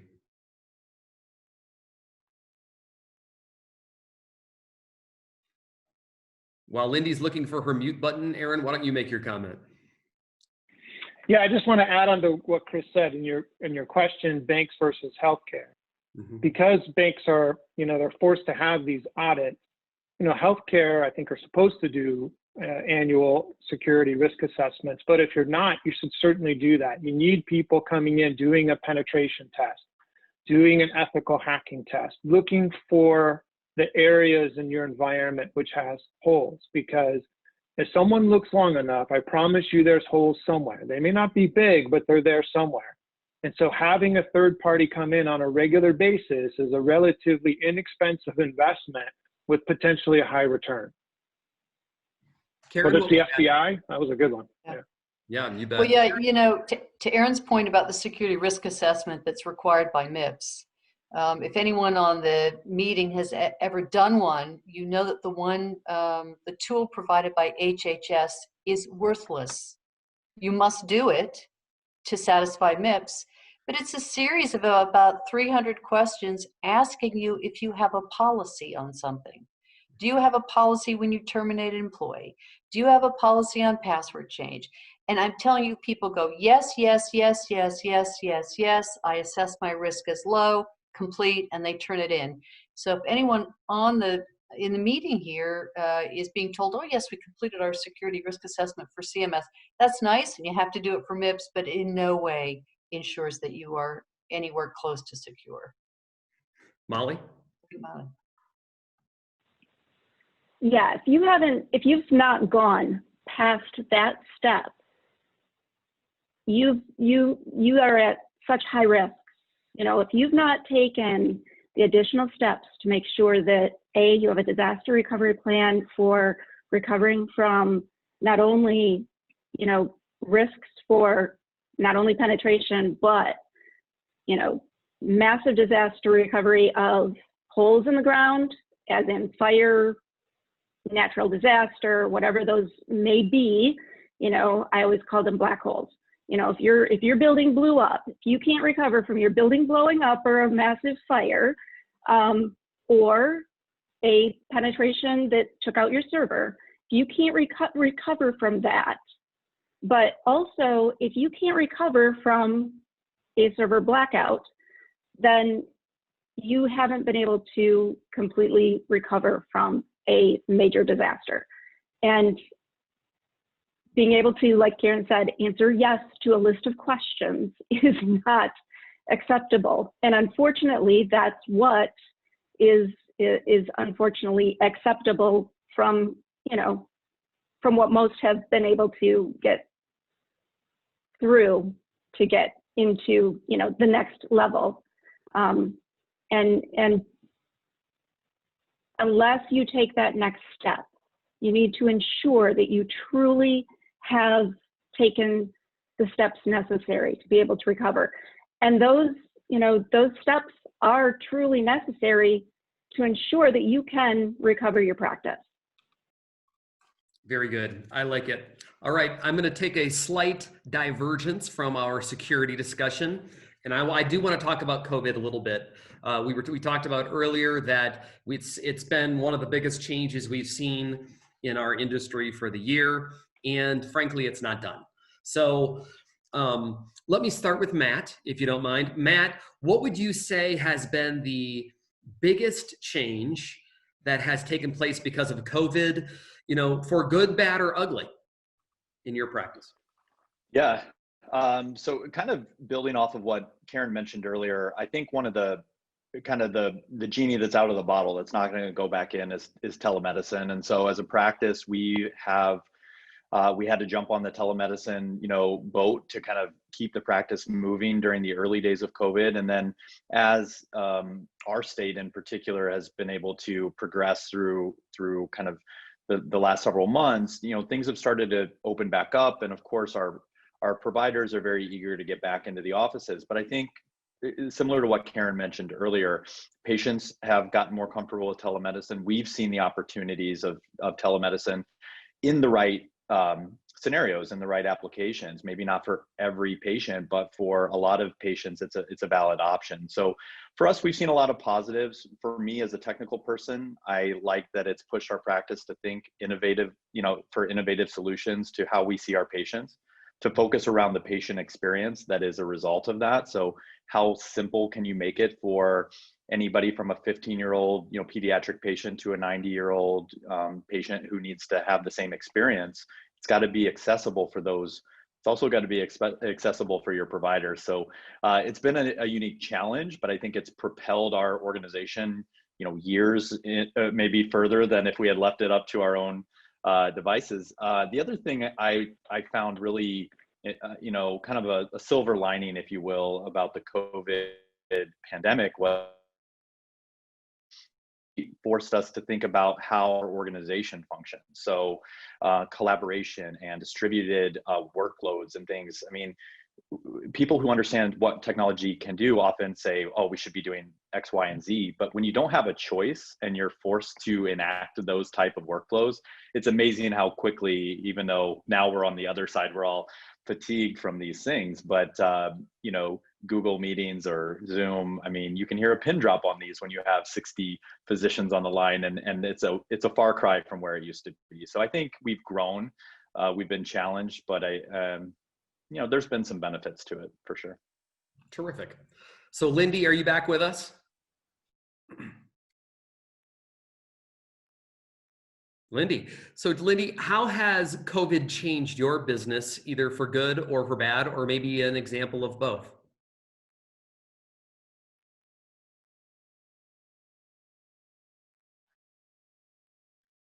Lindy, we don't have you. I'm going to move over and I'm going to ask Karen that same question. How has this changed? How has COVID changed your business? Good, maybe a good example and maybe a bad example. Well, an interesting example is with telemedicine, what I'm hearing is, you know, you're the physician. You could do the exam, and you could then walk towards the door, you could put your hand on the door handle, and you could say, well, you have a really great week, and you could get out the door and on to the next exam room. But when you're on the phone with an older patient who's lonely and wants to tell you about her new grandchild, dog, whatever, yeah, you know, it's really a struggle. How do you gracefully get off the phone? And so there've been really some interesting stories about how can you stay efficient. And then there's the problem of, hang on, let me go get my son. He'll help me do this. So I think there's been some real challenges with older patients, not as much as there used to. Before COVID, you know, none of those folks could have done any of this. Now they've learned if they want to see their grandkids, they better figure out a Zoom meeting. And they have it on their phone. I mean, you might be looking at their nose the whole time, but they're on. And so, so I think there's some real. I think those are the kind of challenges now. Is how do you keep the physician productivity going? I think there's another thing about how do you schedule those visits throughout your day, because it's very disruptive to go from inpatient visits in an exam room, then to your office, do some telemedicine visits, then back out onto the hall. So we're hearing a lot of physicians are saying it's just sort of from a focus standpoint, it's really better to stack up your office visits and then break and then do all your telemedicine visits in a block, you know, and then go on to whatever your next activity is. Otherwise, it could be really, it can be kind of a time suck if you're moving in and out. So there'd have to be an eye on physician productivity, which they can control much more in the office environment than they can with a telemedicine visit. Yeah, much better training in that physical environment. I agree with you, Karen. So Molly, what would you say is maybe a good thing that's come out of COVID, and what's a bad thing that's happened in your business? So for me personally, what's been very interesting is I can get more done business-wise because I'm not flying all over the place. So I'm able to take East Coast calls and West Coast calls and be in more places because I'm doing this all day. So it's actually made it more efficient from that perspective. But we're doing this all day. So a little tiresome from that perspective. In some ways, I'd almost rather be traveling because I'd rather be personally in front of people. What I'm hearing from clients is some of the challenges, especially early on, although even now, is the challenges with a lot of the regulatory changes that happened, especially early on, and they changed so quickly, and they were changing often. And even now, some of the, especially with telemedicine, the things that were so unclear and things that were evolving.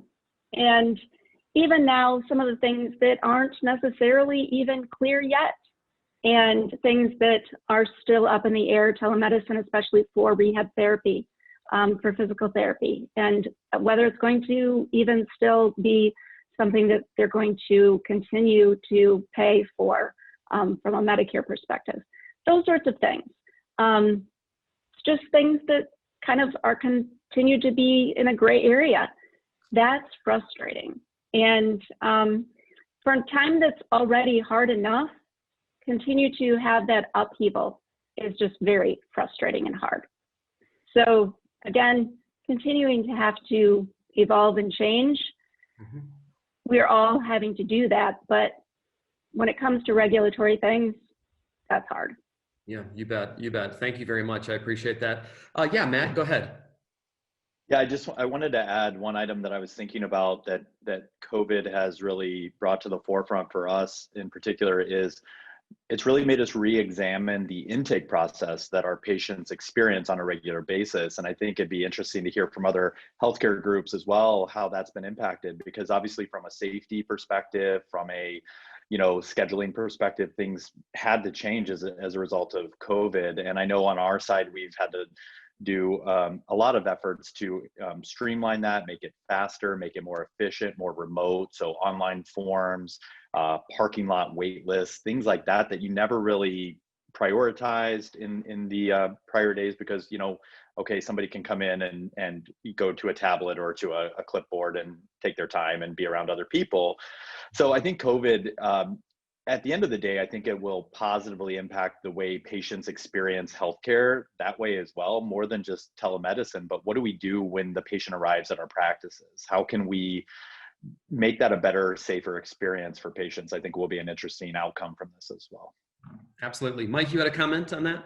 Yeah, we've installed wireless into the parking lots of a couple of groups that we work with.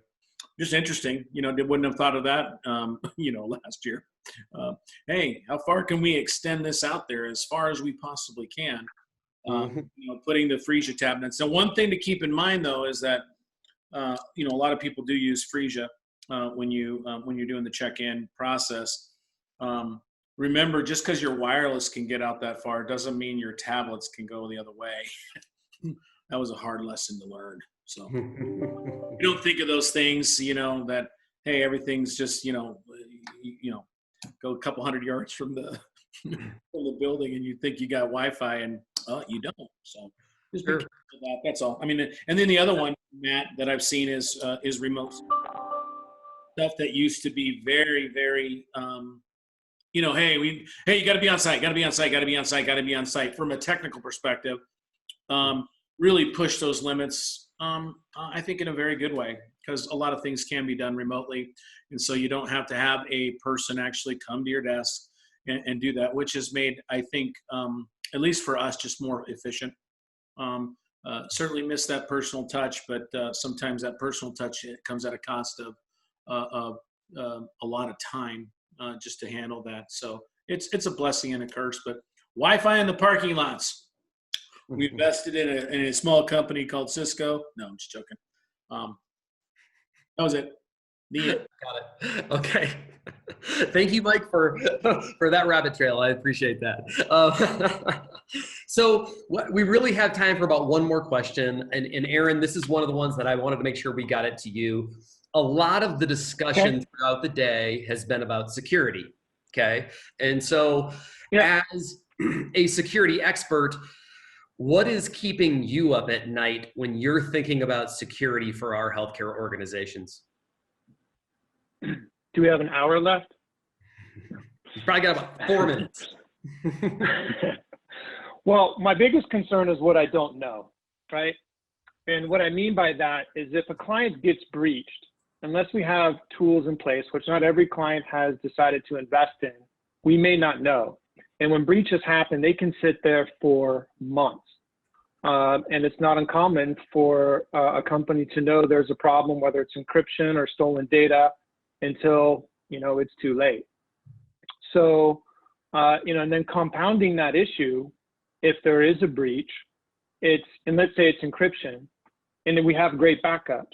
It's not as if we can always just bring things back online and let the users back in. So we might have a backup solution in place that within 24 hours, we can actually recover everything. But we can't really recover it if there's a major breach, because we're going to have to know, well, how did they get in? What did they do? Where are the landmines of the scripts and batch files in this environment that are only just going to be encrypted if we bring it back online? So, you know, you could have a client that's down for multiple days, even though we have and could technically bring back the data.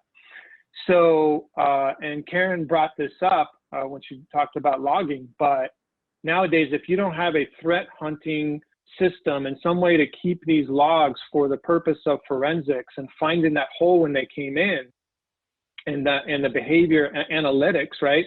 Just general software doesn't do it anymore. Then really it's only a matter of time before an issue happens that's going to be pretty painful. So it's what I don't know, and with the clients that don't have the right setup, that is my biggest concern at night. Very good. Very good. Well, gang, we are out of time. The panel did a great job today, a very lively discussion. I really appreciate it. After watching some of the debates, this has been a much more fun thing to facilitate. So thank you all for playing nice with others. It's always appreciated. So thank you very much for your time today. I'd like to pass the mic over to Mr. McWilliams and have him take it from here. Perfect. Well, thanks, Lance. I appreciate it. Thank you to everybody. Thank you to the panel. You guys all did a fantastic job. Just very, very happy with everything. So I'm gonna really end up on literally one slide, and if you'll bear with me for a second, I'm gonna get that up. But I'll tell you what. As you noticed today, it was very security focused. Okay. And quite frankly, there was a reason for that. And what we saw is that, you know, why did we choose it? And it's like, to be quite frank, I am very frustrated this year, very frustrated this year. There have been a lot of what I would consider very good groups that have been in terrible positions, and it just isn't. It's just, quite frankly, it's just not fair. You know, some certainly could have done a better job. I wouldn't call any of them incompetent. You know, it's not like they woke up one day and said, I just can't wait for something to happen. And so I've tried to boil this down into literally one slide. And I'm just going to share that with you. So just bear with me a second as we do it. And really, here's the slide. Let me make that a little bit bigger.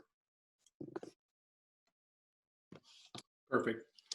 You really need to ask yourself these questions, and it is really about, you know, do you, and some of you have seen this because you are clients of Reliable, and but we call it the 5 layers of defense, and you really need to take this, and all this information will be on the recording, will be out there, and we will post all the presentations out there for you to do. You'll need a password to get into it, so you'll have to kind of register. But again,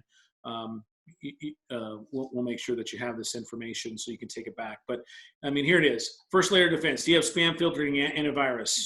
Yeah, you know, it's just something you need to have. Antivirus, security awareness training, identity management, 2-factor authentication, on-site backup, and do you have security policies in place? That's just layer 1. And you need to make sure that you have done a good job in doing that. And to be quite frank, from there, if I look at layer 2, I would have added monitoring and patch management probably 2.5 years ago and said, hey, you're in great shape. You got nothing to worry about when you have those things. Not anymore. Not anymore. When you look at the second layer of defense, do you have a ransomware proof backup solution? And there are ones that are out there. Do you have an artificial intelligence tool on top of antivirus? So now it's 2.